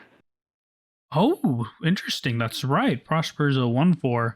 Yeah. So when ATBs, yeah, it's power 2 or less that you put into your hand. So yeah. Yeah, that makes a lot of sense. It can also get Crick, Son of Yawgmoth too. Oh, that's spicy. Yeah. Nice. If my Dockside count isn't super high, but I still want to try to cheat out Rakdos, Crick is a nice way to do that. Yeah. All right, so next up we have Awful Snout, which we did talk about already. It's just a evoke creature that actually has relevant text, exiling something from a graveyard. You cheat it out for a black, and then you sack it to Rakdos or something, and you get 3 mana value that you're looking at, 3 cards from someone's library. Very good. Oppo Agent, this really needs nothing to say about it here. It's just very good. It's going to stop your opponents from tutoring. Yeah, it just synergizes really well with our game plan. It's kind of a Rakdos art itself a little bit. But much more powerful. Well, I guess much more specific as to what you actually get. Yeah, and also just generally, it's very helpful at slowing down the game. Yeah, for sure. It turns off fetches, turns off a lot of stuff. Poxwalkers. We talked about this already. I get why it's good, so we'll just move on. Priest of Gix. We talked about this one already as well. This is a creature that when it comes in, it just replenishes your mana. Yep. Simeon, that's you exile from your hand, you get a red. One of the better fast manas in the game, honestly. Like people don't realize how good this card is until like you play with it, and then you're like, holy shit, like I can Pyroblast for free, kind of. Yeah. There will be some niche cases where I have done this already, where I'm storming off with Rakdos, and I've I don't have the ability to sacrifice creatures anymore, but I see a Simian Spirit Guide. I'm like, oh, I have mana. I'll just play the Simian Spirit Guide so I can see 3 more cards. Ah, interesting. Yeah, no, that's Yeah. that's the thing. Yeah. I don't know that I've ever, not yet. I don't know that I've ever played Simeon as a Tymna attacker yet. One day we'll get there. There probably when will you're- be. When you're desperate enough. Yeah, because like Simeon usually means the difference between like getting Crom out or not. So it's Mhm. like, I can have a 2/2 and skip my turn basically, or I can have Crom. So usually it's Crom. Yeah. So the nice thing about Simian is that it does double as card advantage when you have mana. It does mana when you need mana, and then it also will let you cheat out your Fury, which is really cool. Yeah. Speaking of evoke elementals that you don't have to pay mana for, our next one is Grief. So Grief is actually, I think, a card with a bit of a skill cap on it, just in general, like in cEDH. For one, in a lot of decks, it's in general, right? In cEDH, we don't play effects like Duress because they only hit one player, and you have 2 other players to worry about. How are you profiting from Grief here, besides the obvious, like, it's 4 mana for 0, 4 mana, like Rakdos looks, exiles? What else are you doing with this? That's the biggest thing. Is that I can play it for free. I get to see 4 cards, and then incidentally, hey, I will have a suspicion on which player is the most likely to have interaction to be able to stop me. I can play Grief, and then I can get rid of that interaction from their hand. Yeah, or if you have Dothy out, you can even give it to your Dothy. Yep. Yeah. Okay. Yeah. So even though I can only target one player, not all players are going to have interaction for you. So if you have, if 2 of your opponents are blue players, you can pick one of them. Whoever has the most cards in hand is usually going to be the one that has the most interaction to stop you. And so you can use Grief to get rid of some of that interaction for when you're going off. Have you thought about Valky?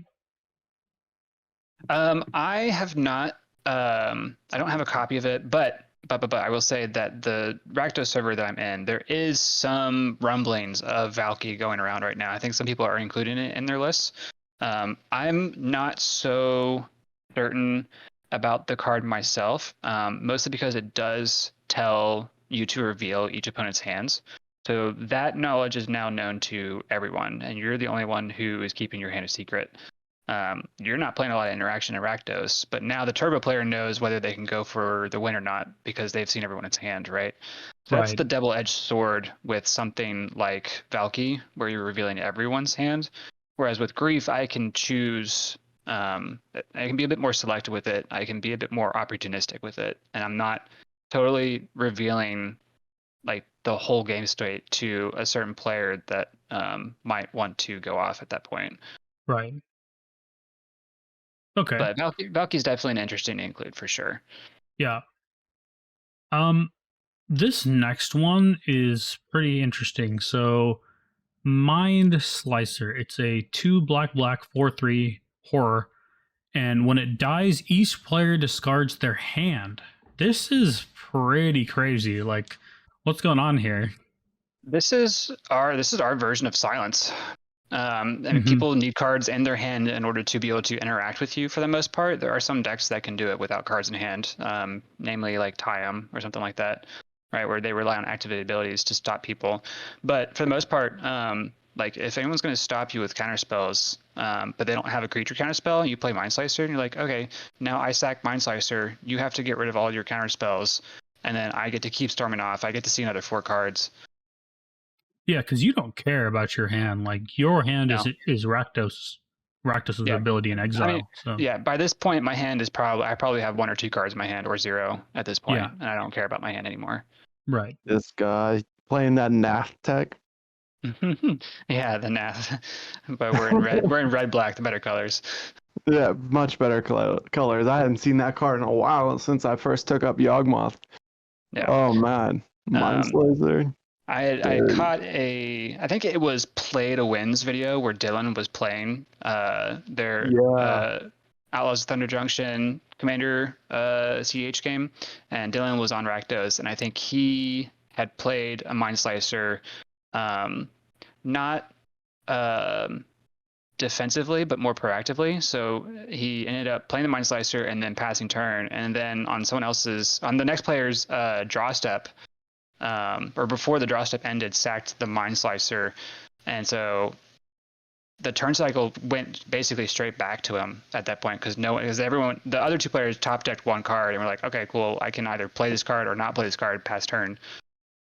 And then it came back to Dylan's turn, and he still had 4 cards in exile, and then top deck, and now he just had more card advantage than everyone else because he just got rid of everyone else's cards. Right. It's a dirty move. I loved it. It's a really cool include, and it's oftentimes a lot more effective than Defense Grid, to be honest. Yeah, for really sure. Cool.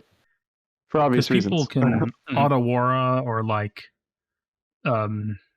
Beseiju you and stuff. So this is better in that regard. Yeah. All right, so we have Prosper Tomebound next. So this just makes sense. It's a bit slower. At a 4 mana, black-red, 1/4 Tiefling Warlock with Death Touch. At the beginning of your end step, exile the top part of your library. Until the end of your next turn, you may play that card. And then whenever you play a card from exile, create a treasure token. So this is basically like Magda 2 for you. Like, you don't really care, that much about his end step exile ability. It's more all about the play something, get a treasure token, keep going, right? Yeah, so this I do like seeing Prosper. If I'm able to cast him turn 1, turn 2, awesome. That means I can get to Rakdos quicker because I'm seeing more cards, I'm making more treasures. But he's a Burgie too, right? Where if I'm playing cards from exile, I'm getting treasures. And if I get more treasures, it synergizes more with things like Magda, and that sort of nature where I can more easily go off and win the game when I'm storming off. Okay, so next up we have Ruthless Technomancer, 4 mana, 2/4 human wizard. When ETBs, you can sacrifice another creature. If you do, make treasures equal to that creature's power. And then you can pay 2 and a black, sacrifice X artifacts, return target creature with power X or less from your graveyard to the battlefield, and X cannot be 0. So this combos with mostly just Dockside, right? Like, so it combos with Dockside, and it's also just a great. This is we talked about it the last time when I was on with Gyruda. This is one of my favorite cards, and I'm glad that I'm being able to play it again in another deck. Yeah. That's doing well for me. It has sacrifice on it. It comes in, it sacrifices a creature. So even if I've already used Rakdos' ability, then I have Ruthless Technomancer to help out. Right. And this, so if you get something big out, you're not only drawing like 7, you're also making 7 treasures, and at that point you should likely win the game, hopefully.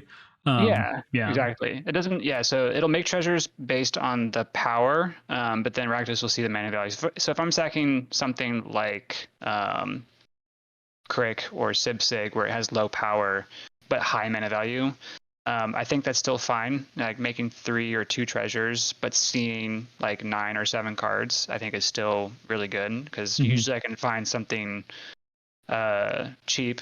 I have lots of fast mana in the deck, lots of rituals. I can get that mana back as long as I see the cards.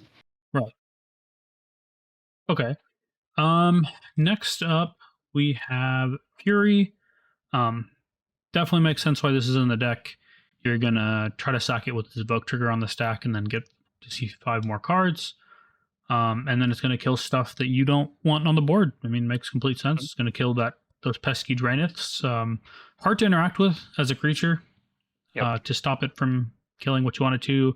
It's going to be pretty efficient at killing Bowmaster. Like, you can use this to kill a Draenith and a Bowmaster, which is just pretty gas. Yeah, and just being able to have really flexible removal on the card is really nice. And I love it. It's my new... I love Ruthless Technomancer, but Fury has got me a lot of nerd clout when I played my final Swiss round at Crimson Lion. Got you a lot of what?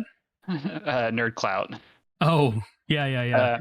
So in my final Swiss round, I managed to evoke a Fury, in response to the evoke trigger, cast Undying Malice, and then people are freaking out saying that I was playing Rakdos scam in cEDH. It was great. This kind of is a little bit.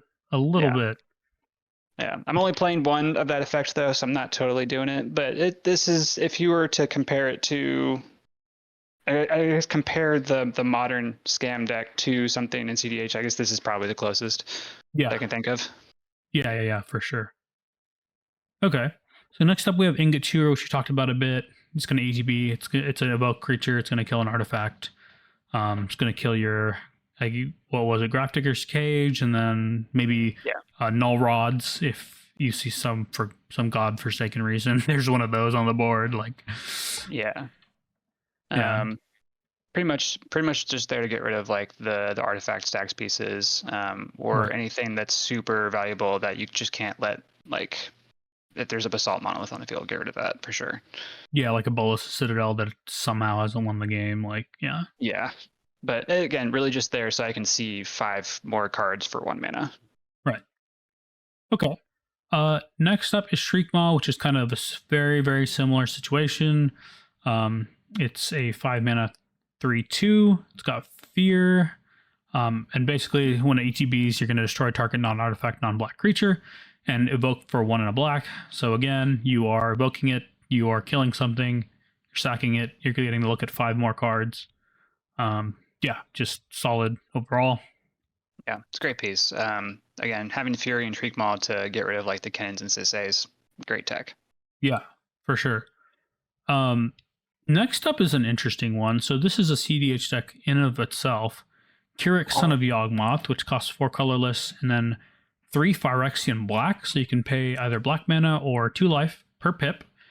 It's a 2/2 legendary creature horror minion with lifelink, and then for each black and a mana cost, you can pay 2 life instead.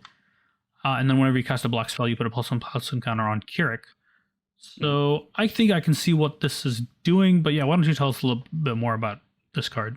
Yeah, so in some discussions with the Rakdos server, we are always talking about how it's, Rakdos the Muscle is kind of difficult to cast because of the number of pips it has. If it was 3 and a black and a red, that'd be so much easier. But because it's two black and a red, that's much heavier emphasis on black. It's a little tricky to cast sometimes. And so having something that can help reduce that those black pips to just paying life, Curie, it felt like a no-brainer for a lot of us in that server. So Curie has just been an awesome include in the deck.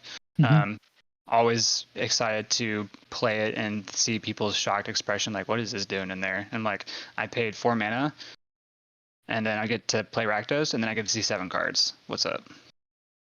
Yeah, and this also helps when you're storming off, because if you're hitting opponents' cards with black in their cost, you can just pay life and not even worry.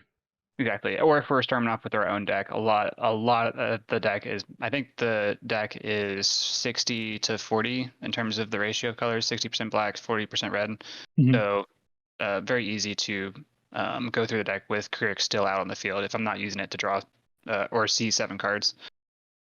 Right. Okay. So Hoarding Broodlord, we kind of know about. This is a fairly stable combo in Rakdos and Mardu decks, right? It's going to ETB. You're going to find a card, exile it, then shuffle, and you can cast it for as long as it remains exiled. It's a 8 mana 7/6 dragon, and then spells you cast from exile have convoke. Notably, this combos well with Saw in Half, and there's like a pile right with sacrifice and. There's a very convoluted pile where eventually you get to the Orcish Bowmaster's Ashnod's Nim Deathmantle line with just Hoarding Broodlord, and then I think you need to have 1 generic, 2 black pips, and a free, like 1 extra free sack to make that all work. It's very convoluted, but in general, this is a very good card for the deck. Not super hard to get out. I have Magda the tutor out. Eventually, when we're storming off, we make so much mana with the deck that's just easy to hard cast this thing. Also on Entomb Reanimate stuff, so can cheat it out very easily. This is also really good because of its last line, spells you cast from exile have convoke. So a lot of your creatures you can play them. Like, let's say, for example, Reckless Barbarian. So you can play it from exile with Rakdos, and if Broodlord's out, you can convoke another spell from exile with it and sacrifice it for mana, which is pretty cool. Yeah, having that convoke, so it has convoke for itself and then also gives other things convoke. So again, just helping lower the amount of mana you pay for your spells as you're storming off is super key. Okay. Samurai, you want to take this next one? I'd really rather not, just because I have had humiliating losses to this in limited. But this is Sibsig Muck Draggers. This is 8 generic and 1 black. Delve, which is, of course, you can exile cards from your graveyard to pay for the generic. When it enters the battlefield, return target creature card from your graveyard to your hand. Now, this obviously has some synergies with Dockside, but I assume mostly it's here for a 1-mana 9 draw. Yeah, that's mainly the reason. This deck has no problem putting cards into the graveyard as it's storming off. There's so many one-use cards like rituals and evoke creatures that my graveyard fills up really fast, and then all of a sudden I'm starting to run low on gas, and then I hit Sibsig. I'm like, okay, cool. I still have some mana. I just need to, see a bunch more cards, and so I play this, and usually I can sift through my graveyard enough to where like I can exile 8 cards and still get back Dockside for more mana, which is really nice. And it gets around the Grafdigger's Cage too, which is really cool. Yeah. Also, it's amazing because you're also running Burnt Offering and Sacrifice, so this just becomes 9 mana for 1 mana. Yeah, so you pay 1 mana to play it, and then 1 mana to play Sacrifice or Burnt Offering. So you spent 2 mana to get 9 mana and 9 cards. That's really good. Yeah. Feels like that's enough. Keep you it's going to trigger going. Rakdos. It's going to give you a lot of mana. Just straight gas in this card, which is like so funny because like this is a 5-cent card, but like this is seeing play in a cEDH deck, and like it's not like bait. This is actually really good in this deck. It is really good. I was not playing this card initially. There was actually a second Rakdos Muscle deck at the Chaos Treasure event, and we played against each other in the first round, and he played this card, and I was like, oh my gosh, I think I have this in my bulk. And after that tournament, I put it in the deck. It was so good. Yeah. Yeah. Yeah, this is a really cool card. Next up, we have this has to be the least interactable sacrifice outlet in the game. I'm trying to think of anything else that could be like even remotely easier to interact with. I guess maybe a land. Maybe a land. But free no. spell. A free spell that has sacrifice as a cost would do that. But this is the Greater Gargadon, or as my friends call it, Greater Gargadon. Because let's be honest, it's stupid. Yeah, this stupid card. For those that don't know, it's a 9 and a red, so it's a 10 mana beast. Like that's its creature type. 9/7, and then it has suspend 10 and a red, so you can pay 1 red, and then it's going to get exiled with 10 suspend counters. And its activated ability is sacrifice an artifact, creature, or land. Remove a time counter from Greater Gargadon. Activate only if it is suspended. So why don't you tell us a little bit about this card? Yeah, so I was coming up with my list of sacrifice outlets that I wanted to put into this deck. I had the Carrion Feeder. There's Viscera Seer. There's both the altars that I have in there right now. There's also Altar Dementia. And then I came across Greater Gargadon. I think some people in the Rakdos server were mentioning it as well. And I think a lot of us are on it now. And for the reason that you pay a red and then you have a sacrifice outlet that people cannot interact with, which is one of the best things for the deck, because people can still besage your 2 altars or kill your Carrion Feeder. And so just having something that's really hard to interact with that can then later turn into more gas for Rakdos, because once it loses those suspend counters, you get a 10 mana 9/7 that you can then sacrifice for 10 cards, which is really cool. Yes. Yes. So something I'd like people to note is the way suspend works. So the way you suspend something, it goes to exile, and then with any number of counters on it, and then whenever the last counter is removed, you cast it without paying its mana cost. If it's a creature, it gets haste, right? Something to note here with Greater Gargadon is you do not have to stop at 10 sacrifices, because like the way this looks is you pay the red mana, you put an exile for 10 counters, and then if you're wanting to sacrifice to combo off, it looks like you can only do this 10 times before all the counters are off. That is not how this card works. So the way this actually works is so in Magic there's like a cost and then an effect for every activated ability pretty much, right? In the game. The cost for Greater Gargadon is to sacrifice a artifact, creature, or land. The effect is to remove a time counter from it. So what can happen is, like, let's say you have some sort of infinite you're wanting to keep going. You sacrifice a creature as part of the cost, then Greater Gargadon's remove time counter ability goes on the stack. You can actually respond to Greater Gargadon's remove a counter ability while it's on the stack. So it can always stay at about, like, you know, whatever counters you want it to remain at. Yeah. And while you go off, notably this has to be at instant speed. Yeah. So it's only going to work with something like a Dockside Loop with Ruthless Right. Technomancer. Right. But it's still good in that regard to know that you can do that at instant speed and still keep it as a sacrifice outlet instead of casting it right away. Right. Yeah. Very, very interesting card. Yeah, I saw this card a long time ago and I was impressed with it. And I was like, why isn't no one running this in cEDH? And here we are, like 3-4 years later after me having that thought. Like, here it is. Here it is. Yeah. Okay, cool. So next up is Shadow of Mortality. This is a 15 mana creature, 13 generic black. Avatar 7/7. If your life total is less than your starting life total, the spell costs X less to cast, where X is the difference. Yep. Yeah, talk to us a little bit about this card. How is this working with your life total? So we're a Rakdos deck, and I can do as much politicking as I want to. People are still going to attack the Rakdos deck, right? Mm-hmm. And we're not on Nas, we're not on Necro. So we don't use our life total in that way.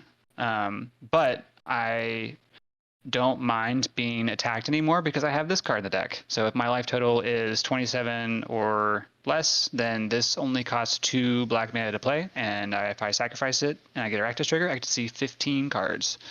So it's my own little personal reverse Nas in the deck. Really cool. I think, honestly, this is a deck that wants to run Necropotence. Yeah, I think it probably could. I might try out Necropotence at some point, but at the moment, I'm testing the cards that I have currently. Yeah, no worries. Yeah, I was just thinking, because, like, you're low on cards anyway. Necropotence, like, Necropotence biggest, like, I mean, I don't know if you say it's a downside, it's such a busted card that it doesn't matter, but, like, its biggest limiting factor is your hand size. So in a deck like this, where you don't have cards in hand anyway, I can only see it being upside. Minus the graveyard hate. That is bad. So I don't know. Yeah, it definitely would need some testing to say for sure. Yeah, well, the graveyard hate is only in regards to discarding cards. Which I don't have a lot of effects of. I think probably, I would probably put in Necro at some point for sure. I might make that change here pretty soon. I'm just not sure what I would. What's up? I feel like you're not going to put in Necro until you also update into the extra turn into a Final Fortune. Oh, that would be good too. Yeah. Final Fortune. Your deck's kind of built like off kilter to what like a Necro deck really wants to do, which is to add a bunch of cards, go off the next turn, sculpt the perfect hand. But your deck doesn't have a perfect hand. Your deck Just all is more gas. of a lot of advantage just from Yeah. bad cards. Yeah. But I mean, all I'd have to do is just put a Necro in Final Fortune, and I think that'd probably be good enough. No, I think it would too. Yeah, I think Yeah. so. LED, Necro, Final Fortune, and then I Yeah, just need to figure out where I'm cutting. If I'm gonna stop being super cute with some of the creature synergies, maybe. right. And I'm not sure. How that would affect it. I would definitely be interested in testing that for sure. Oh, Yeah. before we head into sorceries, I want to talk about Ingot Chewer Shriekmaw. Mhm. Yeah. Fun trivia. We have Ingot Chewer Shriekmaw. Aether Snipe is the blue one. When they were releasing this set with those cards, those were not the colors. The colors that we have were not the colors that were originally intended. It was like supposed to be like Shriekmaw was supposed to be the blue one, Aether Snipe was supposed to be the red one, and Ingot Chewer was supposed to be the black one. Weird. Yeah. Really weird. Just for the arts.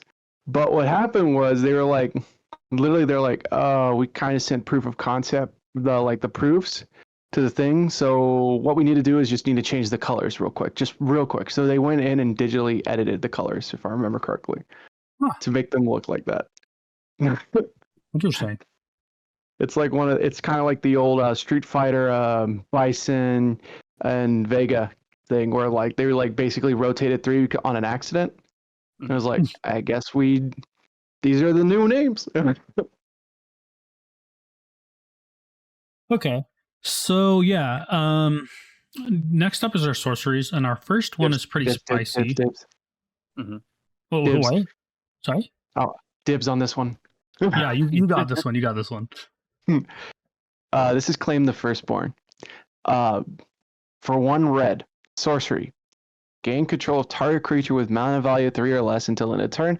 Untap that creature. It gains haste until end of turn.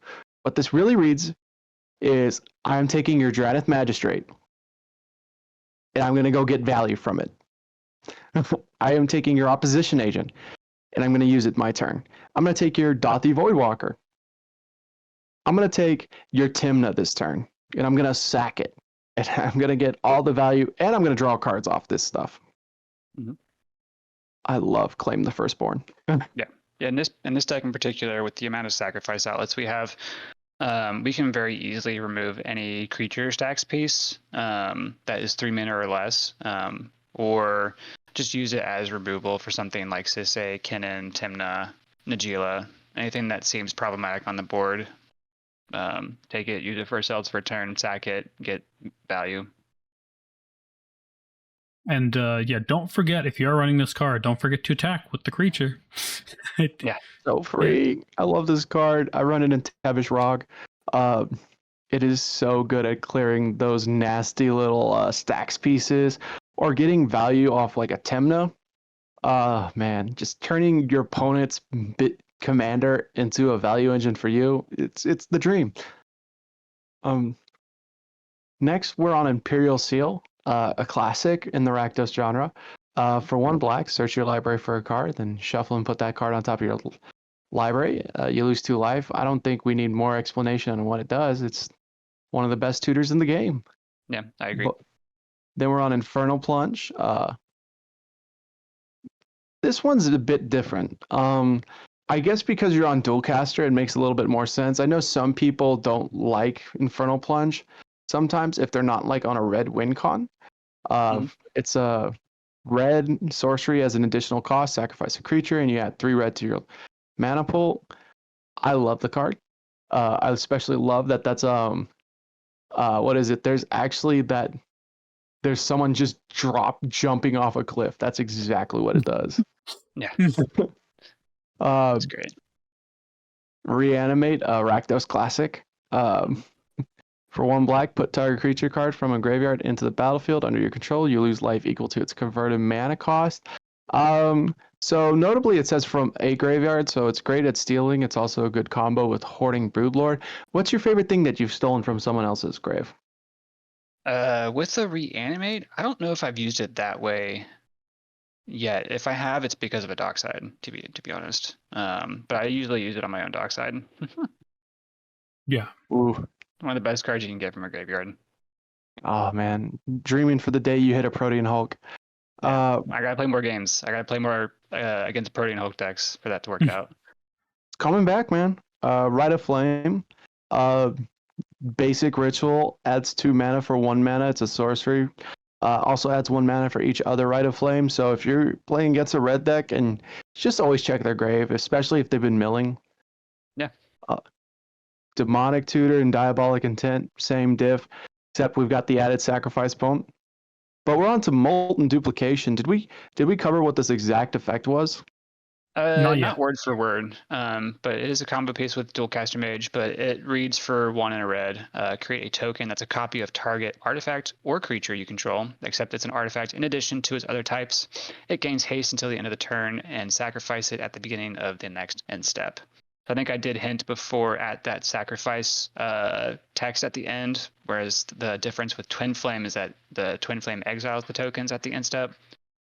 So this just handles a lot better in the deck. There's a lot more synergy with it. It's just a little bit better than Twin Flame overall, because I think it's the ability to target an artifact to get it started with Dualcaster is just so much more helpful. Yes, I agree. And then being able to like target, for you it's even better because you could like target like a Cursed Mirror or like a Wishclaw Talisman if you needed to. Yep. There's a lot of extra utility in there. Sometimes, like a lot of times, I'm not waiting for Dualcaster Mage to show up. I just like the fact that I can get an exact copy of a creature. I'm happy copying a Shadow of Mortality with this thing, because that just means 15 more cards to Rakdos, which is great.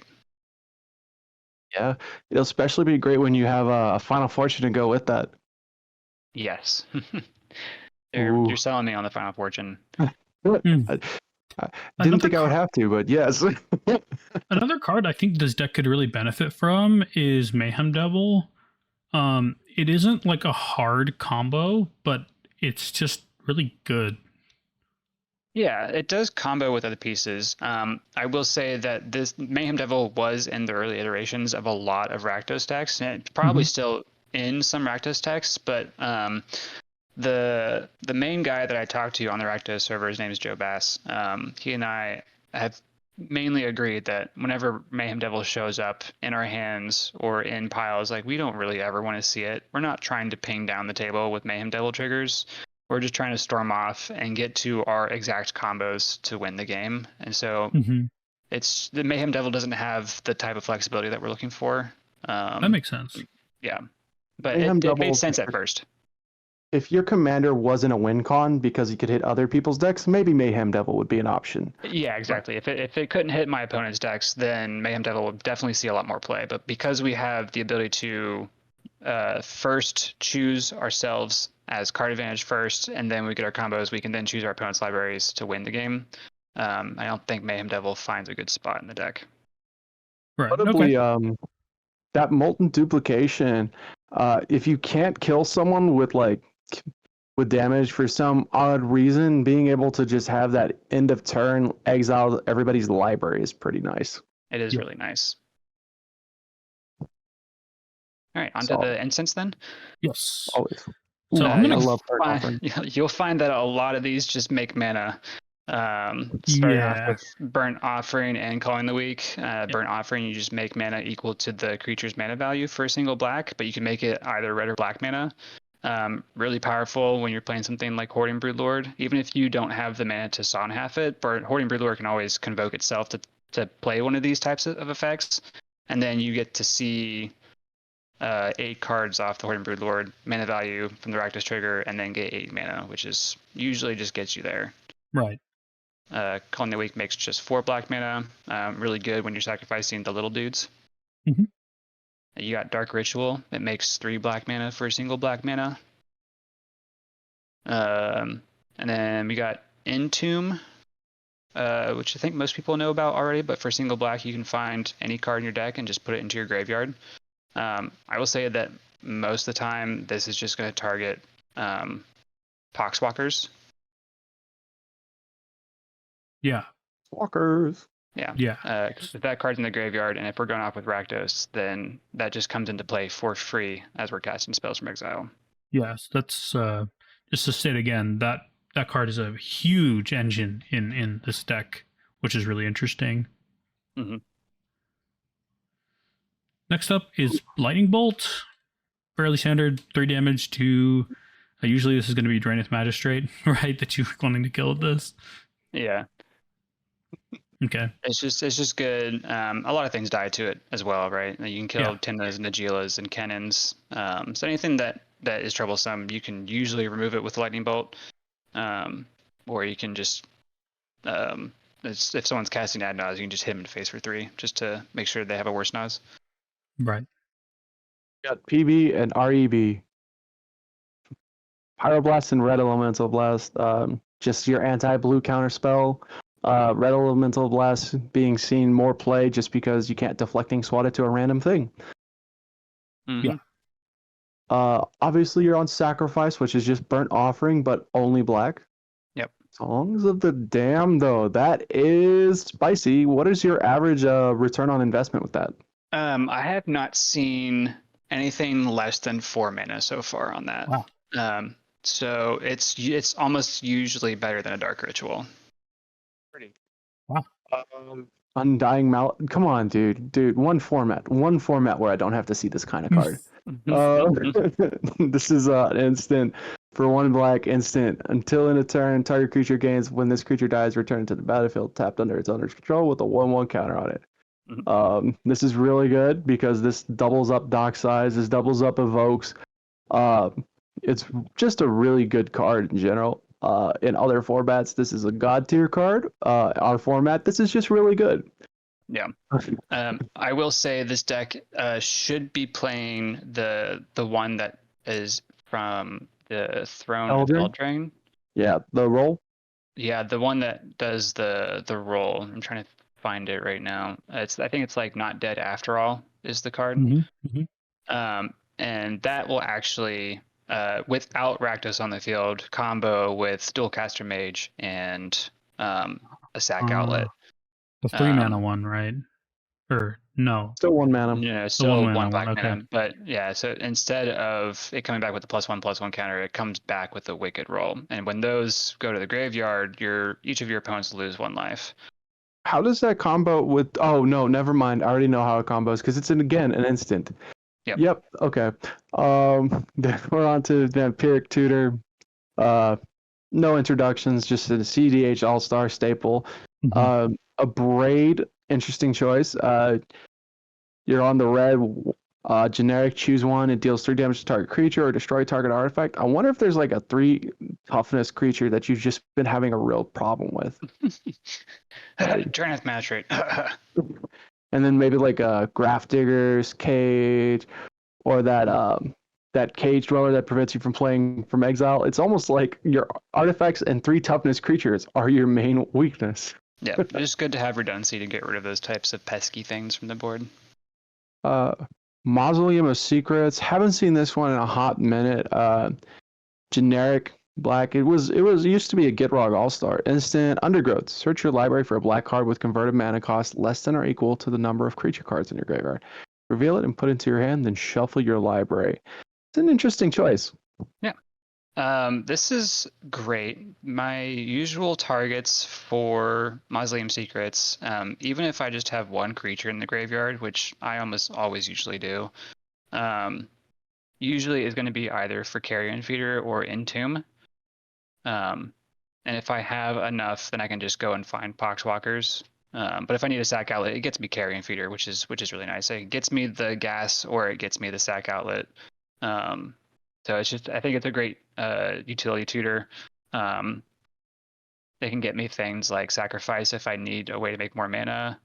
Yeah, I think it's just a great piece. I haven't had any problems with it so far, and I think I'm going to be keeping it in the list for sure. Fine. Deflecting SWAT. We all know what that does. But for those of you who don't, it's 2 mana and a red. Very rare for you to actually spend that. It's an instant. If you control your commander, you can play it for free. You choose new targets for target spell or ability. Now, please note, It doesn't require that spell or ability to have targets in the first place. Mhm. That's an important thing to note. There will be some niche cases around that, but generally this and Bolt Bend are going to be used to protect your wins and also protect Rakdos on the board. In this case, is targeting someone's ability or spell is a crime. Yep. Yeah. Saw in half, 2 colorless, 1 black. Destroy target creature. If that creature dies this way, its controller creates 2 tokens that are copies of that creature. Except their base power is half that creature's power, and their base toughness is half that toughness. Round up each time. Notably, this does require the creature to die, so this is just a 3-mana remove spell if you've got your Dothy Voidwalker out, or it's just a 3-mana do nothing for your creatures if they've got like a Leyline out. Mhm. But super strong. Bolt Bend. That is hot. I love people who run Bolt Bend. This card is so underutilized. I agree. I mean, Rakdos' power is high enough that this just turns into a 1-mana deflecting swat essentially. Change target of target spell or ability with a single target. So reads pretty much the same as deflecting swat. It's a little bit different, but generally the same idea where you just want to protect your wins and your commander. 1 mana stop my stuff from dying is pretty good. Deadly Rollick. Another free spell like Deflecting Swats. It exiles target creature. Again, it's like there's creatures that stop this whole deck from working sometimes. Yep. Just double, just tripling, doubling up on that removal, just getting as much out there as I can. And with Rakdos out for free, it's, casting things for free is always good. I just found a really funny infinite. Just looking at all this. If an opponent has a saw in half, you can saw in half your Dothy Voidwalker, and that just goes infinite, right? Like, as long as they have haste. Doesn't really go yeah, infinite. they would need haste, right? Yeah. Yeah. So But- if I had anger in my graveyard, that'd be sick. Yeah. It's Or- only an opponent's. Only if it's their saw in half does this work. Yeah. Exactly. It can't be your own. Mm-hmm. You get infinite 1/1 Voidwalkers with that. Anyway. Nah, Son Half. You're gonna always do nutty things, especially because you're running a commander that steals other people's stuff. Yeah. Yeah. Oh, imagine if you take someone's Atali somehow. Just throw Oh it. no. That'd be cool. I feel like this deck has like little hit, like like the old Xbox Live achievements. This is Yeah. what this deck has. Yeah, I'm still learning all the different interactions. There's so many different things that happen with it, especially when you get into the crazy stuff of being able to play other people's cards. As far as your artifacts go, we have this basically the basic 4-mana rock, 0 drops. You're running Springleaf Drum, which is kind of a Rakdos staple because surprisingly we don't run Mana Dorks. Arcane Signet, Defense Grid. So I noticed no Conqueror's Flail. Yeah, it's mainly because we're constantly sacrificing creatures. So it may be hard to equip Conqueror's Flail. It's also a 4-mana investment, 2 to play it and then 2 to equip. So starting off a Storm turn, you might not have the mana to do that. Whereas later in the turn, you might have the mana to do that, but by that point, you probably would have already been stopped by a spell. So I think Defense Grid is better. It has a lower mana investment. It's still pretty reliable. Yeah, I don't think Conqueror's Flail really makes it into the list. It doesn't help that you're like one creature that you probably don't normally sacrifice is a 5-drop. Yeah. Yeah. Next up then is Death Metal, man. Yeah, that we talked about that one a bit already. We have, yeah. So glad to see that back. That's an OG combo piece. Wishclaw, Ashnod's Cursed Mirror. That is such a good card. We haven't talked about this actually.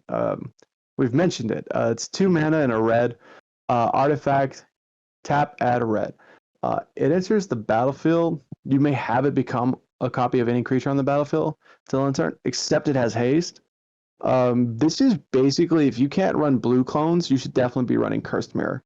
Yes. So many times this has come up as just really good. This copies people's Grand Abolisher. This is your second defense grand. Yeah, yeah, Grand Abolisher. I mean, copying a Dockside. I love Dockside. Talking about Dockside, copying Dockside, reanimating Dockside. It's what this deck does really well. But yeah, having a clone, you get a good amount of utility, and whatever shape the battlefield takes, having a clone helps you fight that more effectively. The enchantments Also- look a little light, though. Really quick Yes. on Curse Mirror, you can copy Rakdos with it, right? And then due to Legend Rule, you'll sack the Curse Mirror. No, it's not going to And, count as a sack for that, though. What? Yeah, so unfortunately, the rules around the Legend Rule, you don't actually sack. It just goes to the graveyard per the legendary State-based rule. actions. Yeah. Okay, never mind. Yeah. It's the same like if your toughness becomes 0 because it took damage. Oh, It's going to grave because of a state-based action. right. Okay, never mind. Okay. I feel like your yes. enchantments are popping up to 3 next month. Yeah, so we got Animate Dead, which is reanimate. This is probably going to get changed over to Chthonian Nightmare, maybe. Yeah, I was Um, thinking about changing that over to the Nightmare. I think with Nightmare and Animate Dead, it's kind of not. I don't really need that as much. The Chthonian Nightmare doesn't hit any of the Big boys. bigger creatures, right? But most of the time, I'm trying to hit Dockside anyway. Honestly, sure. it hits up to a 4, Mm-hmm. which is one of your key combo pieces is Ruthless. Yeah, true. But then we also have Underworld Breach, which I basically just use as value reanimation for all of my spells. Any spell that I still have in my graveyard that I have the ability to cast and I need to, it's just there. It's a value breach. It's not really a combo breach. Right. Heck, the way you steal from people's libraries, it is just a combo breach. It could be. It could be. I'm just not filling my graveyard, unfortunately. Okay, so last up we have come to the lands. Now there is a suggestion I would like to make. So overall this land base is fairly standard. You have Ancient Tomb for double colorless, and the rest is like red and black. There's the Gemstone Caverns. There's fetches. There's some basics to maybe play through those Magus of the Moon / Back to Basics games a little better. Oh, and I noticed this is a Tainted Pact land base. It's But you're not- it's not really. I have double swamp. Oh, you do? Oh, I see. Yeah, you have one double swamp. Yeah, I'm a little bit higher on the swamps, just mainly because of the deck is slanted more towards the black color identity. But you could run Tainted Pact without changing almost anything here. I could. I almost certainly could. Yeah. It's interesting. So something I think might be worth considering if you are wanting to go the Necropotence route, Emergent Zone combos really well with Necropotence and also can let you do some really sneaky stuff on other people's turns. Yes. It is a colorless land though, and I don't know if that's where this deck wants to be. Yeah, that's the biggest struggle is that I'm only on 25 lands, and I'm very slim on the lands that don't produce colors, and that's going to be Ancient Tomb and Phyrexian Tower, but even Phyrexian Tower can make me double black in a pinch. All the rest of my lands are going to make colors for me, which is very important for the deck, especially in getting out Rakdos. What do you think about running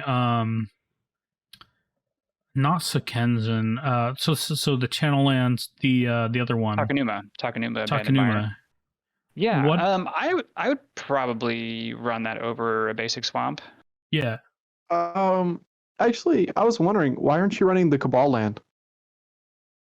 I don't have it. I'm running Barbarian Ring though. I saw that. I would probably, over Takenuma, I'd probably run Cabal Pit. I would probably run Cabal Pit over Takenuma as well. That's I don't fair. think I would value the ability to mill 3 cards and bring back a creature from my graveyard for 4 mana or 3 mana if I only have Rakdos out At cheapest is probably only going to be 3 mana, which is kind of a very high rate for that ability. So I'd probably rather have the Cabal Pit, to be honest. I mean, you could Well, maybe swap it out for Urborg. I don't know. Yeah. How necessary it is, but at the same time, like, because like, what is it really fixing here? It's fixing your basic mountains and maybe Ancient Your Tomb, but dead like everything tombstone. else taps for red or black. Hey, it's buffing up the price of the deck. Come on. Oh right. I forgot the most important thing. Yeah. Gotta bump up that price number, make it look expensive. Yeah, no, I could definitely. I don't really need the Urborg. Yeah, it's really only there to make the mountains and the Barbarian Ring tap for black. But all the rest of the stuff taps really well for my colors anyway. So Oh, notably, you're not on Ragavan. yeah, I switched off Ragavan recently. That's a personal choice. I'm sure people would disagree with me. It's probably a bad take, but I just haven't had great games with Ragavan recently. I get where it. it just doesn't connect and it doesn't ramp me and it doesn't do anything for me. People are putting out their creatures and they're willing to block Ragavan too, for some reason. So just Yeah. personal bad experiences with the card, which made me switch over to Shambling Gas was the change. I put in Shambling Gas over Ragavan. I get it. Okay. I've noticed Ragavan's having a harder time as we get it more into mid-range hell. If it wasn't a pirate, Mhm. I wouldn't run it. Mhm. Like, people get blockers, man.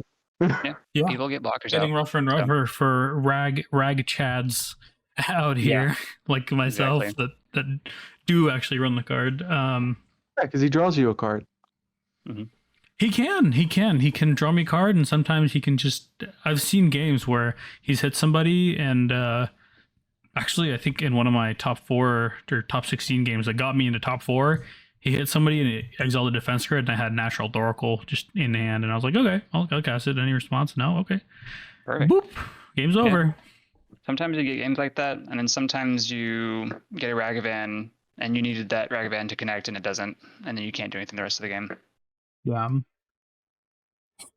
All right, so I think that's gonna probably do it for our card by card. There's some other cards in the sideboard that people might want to consider. Delayed Blast Fireball is pretty interesting. Yeah. Because you don't have to foretell it; you just cast it for its cost, and usually it's coming from exile, so it's pretty good board wipe. Unearth is also pretty cool. A lot more limited than Reanimate is, but at least it's never going to get stuck in your hand because you can cycle it away. But yeah, anyway, is there anything else that you would like to tell us about the deck? Any shout outs you'd like to give to any collaborators, anything like that? Yeah, definitely shouting out to the Cult of Rakdos Discord server. I think I'd been working on the deck for about a week until I got invited to that server, and then just been talking and chilling with the guys in there. It's been really cool. Joe Bass, I think one of the moderators in there, has been playing the deck as well and talking with him. So yeah, Cult of Rakdos server, really awesome. Shout out to you guys for having me on again for a second week or second time in a row, which is really awesome. Yeah. Oh, that's So, fun. Like, I was really impressed, because like people listening at home might, especially some of the more competitive minded players might look at this and write it off. I might have been a little guilty of that. Not that like I would saw the deck and was like, oh, this is complete trash. But like you look at Rakdos and it's very unassuming, I think is the correct word. Mhm. But no, this deck really isn't bait. Definitely give it a try. It's hard to understand why it's actually good until you play it or see it played. So yeah, definitely give this one a shot. Yeah, so the very, very last thing we have is, of course, our patent pending, extremely technical, spicy scale. Yep, So, super legit, 100% yes. official. Endorsed by WotC 100 times over is the only. Forget power from 1 to 10. It is the spicy scale that anyone should care about. Yeah, so this is gonna go. I know you know the drill, but it's gonna go from 0 as at bell pepper Mhm. all the way up to Carolina Reaper at 2 million. So where would you put Rakdos the Muscle on a scale from 0 to 2 million? Yeah, as spicy being like an indicator of how unique the deck is, I don't particularly think it has a super unique quality to it. It is doing Rakdos things, just on a different axis. It's very similar to previous Rakdos decks, like Obnixilis for one, Prosper as another. It does play the mid-range game, or at least the way that I built it plays the mid-range game a little bit better. It doesn't quite turbo as well as some of the other decks. It's not on ad nause. It plays some of the strangest cards I've seen in a cEDH deck in a long time. It's maybe a little spicy for that, but I'd probably rate it something a bit higher than what maybe you'd give Obnixilis or Prosper. So Yeah. if you were to say Prosper, Obnixilis, at this point they're probably in the mild area. I'd probably give Rakdos a medium, maybe like an jalapeno. Opinion. Okay. What do you think, Samurai? More like a Jamaican bell. Like the Yes. deck is again very much Rakdos. But it has some very spicy cards in it that don't see play, period. And so that's what kind of bumps it up in my opinion. Like it's like, yeah, this is all very much Rakdos things, but you know what it's not? It's not being done with typical Rakdos cards. Yeah, I'll agree with you there. I'm not on the Nas plan. I'm not. In fact, I'm actually telling people to hit me in the face with their attackers because I want to play my. Don't listen, man. Like I swear, like, oh, a polymorph deck. I don't run Nas. Oh, he must be on Nas. He's Rakdos. Come on, Yeah. man. Yeah. Look, Exactly. there's a blue So, farm deck. That's literally the Nas deck. yeah. Hmm. I still probably wouldn't go as high as Jamaican Bell. Like maybe the Hungarian yellow hot wax, maybe the highest I would go, but I'd probably sit somewhere in there. Yeah, I would agree. My opinion, I guess I would agree with that. Yeah, it's just kind of smack dab in the middle. It's not doing anything specifically on a completely different axis, but its play patterns are a lot stranger, or at least the cards that we're using are much weirder than most decks, right? Because we're playing just like Sibsing Muck Draggers is like a good example of just a random ass card that most decks wouldn't play, and the amount of value that this deck gets out of playing these weird cards is kind of impressive. Like, Yeah. it's just interesting. Yeah, I wouldn't say this is the most spicy thing. It's a sacrifice deck that gets card advantage with its commander at the end of the day. That's what it is. But yeah, no, it's pretty cool, honestly. I'm a fan. Yeah, I'm a big fan of it. It's going to be my deck that I play for a little while longer, and a deck that I'm trying to make non-proxy as well. Yeah. So some of the upgrades we might throw in for the artifacts, at least maybe Mux Diamond, Lion's Eye. Mhm. Can't really think of anything else off the top of my head, but yeah, some of those maybe. Maybe I actually don't really need Lotus Petal here, or I mean, yeah, you have Lotus Petal here, but you could maybe swap that out if you're really pressed on the deck list, like for slots. Yeah. Springleaf Drum could maybe just go also, but yeah, so I think that is going to wrap us up. Thank you so much for staying with us this is a longer one, for sure. Yeah, I appreciate you guys having me on again. Thanks again. Yeah, I will see you on when is it? The 19th. The 19th. That's Yeah. right. Yep, I'll see you in 2 weeks. Honestly, we should really just have Crimson start paying us with the amount of times we mentioned Crimson Line games. I know, right? On the show. Please give you free entry. My God. Yeah, We'll get them a sponsor. I don't know. I don't know if that's gonna happen, but if you are interested in sponsoring the show, let us know. we'll shill anything as long as it's, you know, remotely ethical. Like, you know. I will shill crystals. Probably magic related. Hopefully Yeah, magic related. I exactly. don't want to pump your terrible new Bitcoin Yeah, fork or won't whatever. do that. I won't pump that. I definitely won't talk about how you could earn $1,000 working at home. Yeah, we won't do that. Uh, but if you've got an interesting business, we'd love to shill for you. Hit us up. Yeah. Yeah, we'll put like very, very what's the word? Nonchalant product placement. Like, you know, maybe every other sentence I think ought to do it. I will wear the brand. I will put a green screen T-shirt on and just have your brand on it. Just a rotating, just commercial. Cool. Well, thank you very much for watching, those of you at home. And apologies for the lack of episode last time. I had some technical difficulties, but we will be good for next week. And yeah, anything you got left to say, either Nybar or Samurai? Play Rakdos, give it a shot. Yeah, I'll honestly try this out. It's a lot stronger than you would think. It's just gas. But you know what, folks, get weird. The meta's not solved. Yeah, Exactly. for sure. All right, folks, we will see you next time. Thanks so much for watching. Remember to like and subscribe, maybe send this to a friend. And a huge thank you to our patrons, JR and Matt Tang.